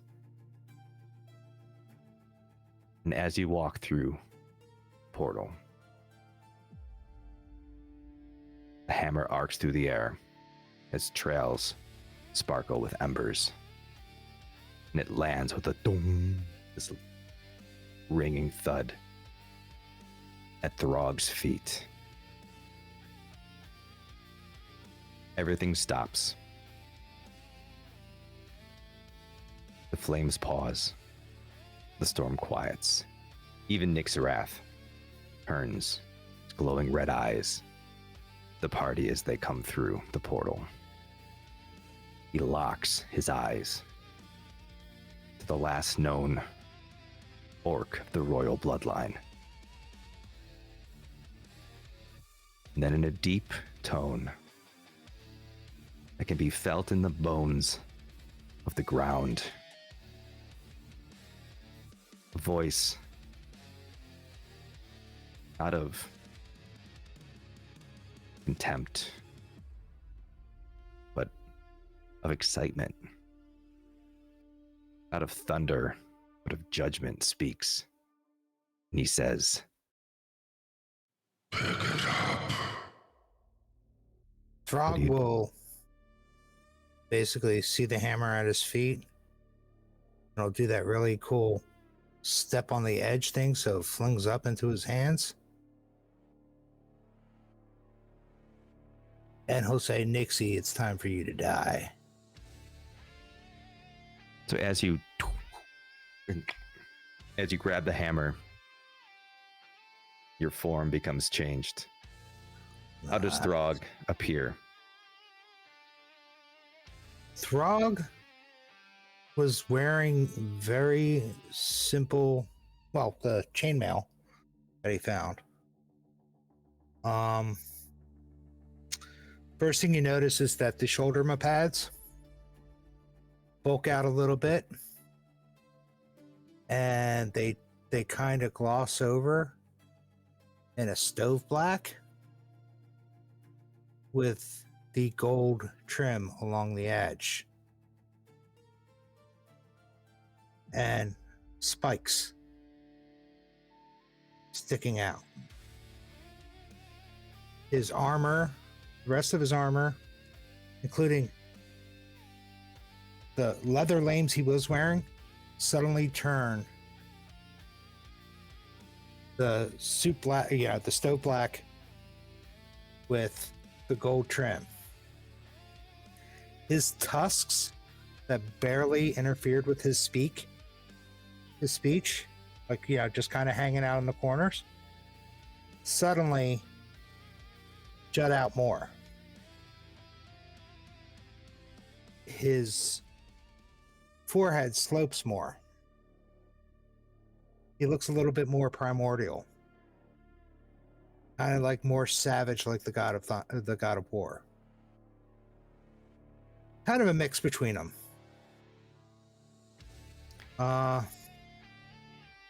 His size increases a little, not much. I mean, he was already big.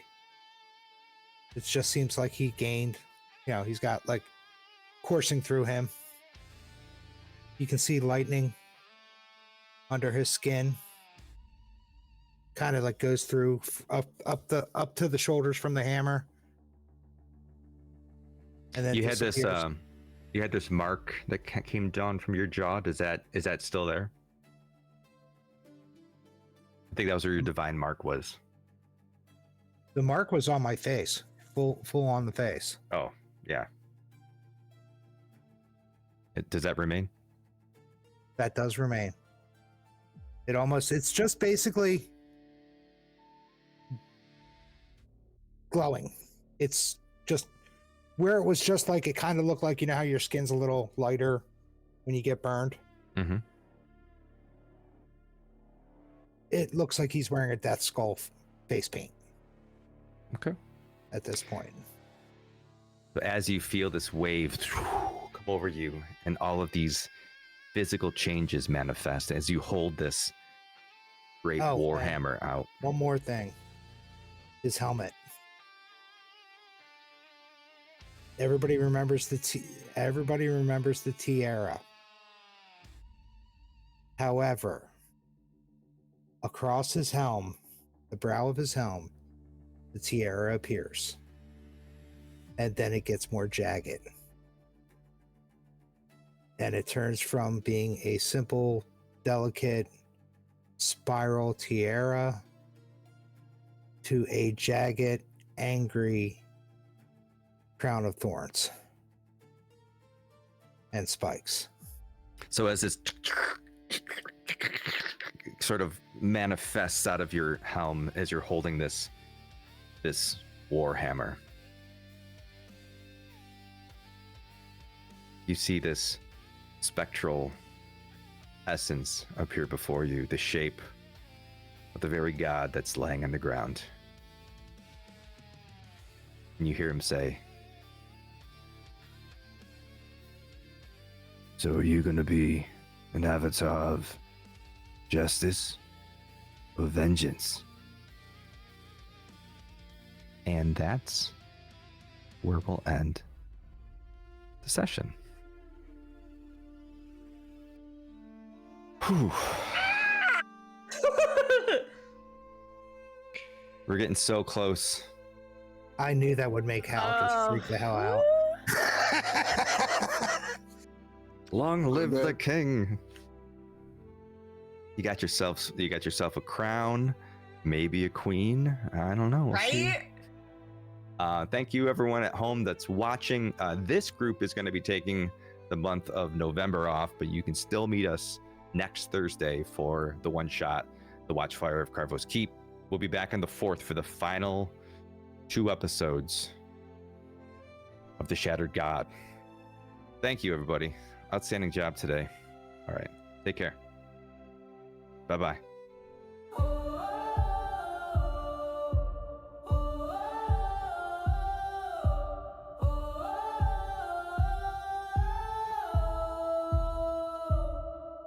There's a crack in the sky where the stars used to be, and the prayers that we whispered now fall at our feet. What we thought was eternal was only a spark. Now the gods are just echoes that fade in the dark. But I still hear a voice like a fire in the rain, saying, go on, remember, don't let this be in vain. We were born from the ashes, we rise from the pain, carving names into silence, rewriting the flame. If the heavens are breaking, then we'll stand where they fell. We are more than their echoes. We are the story we tell.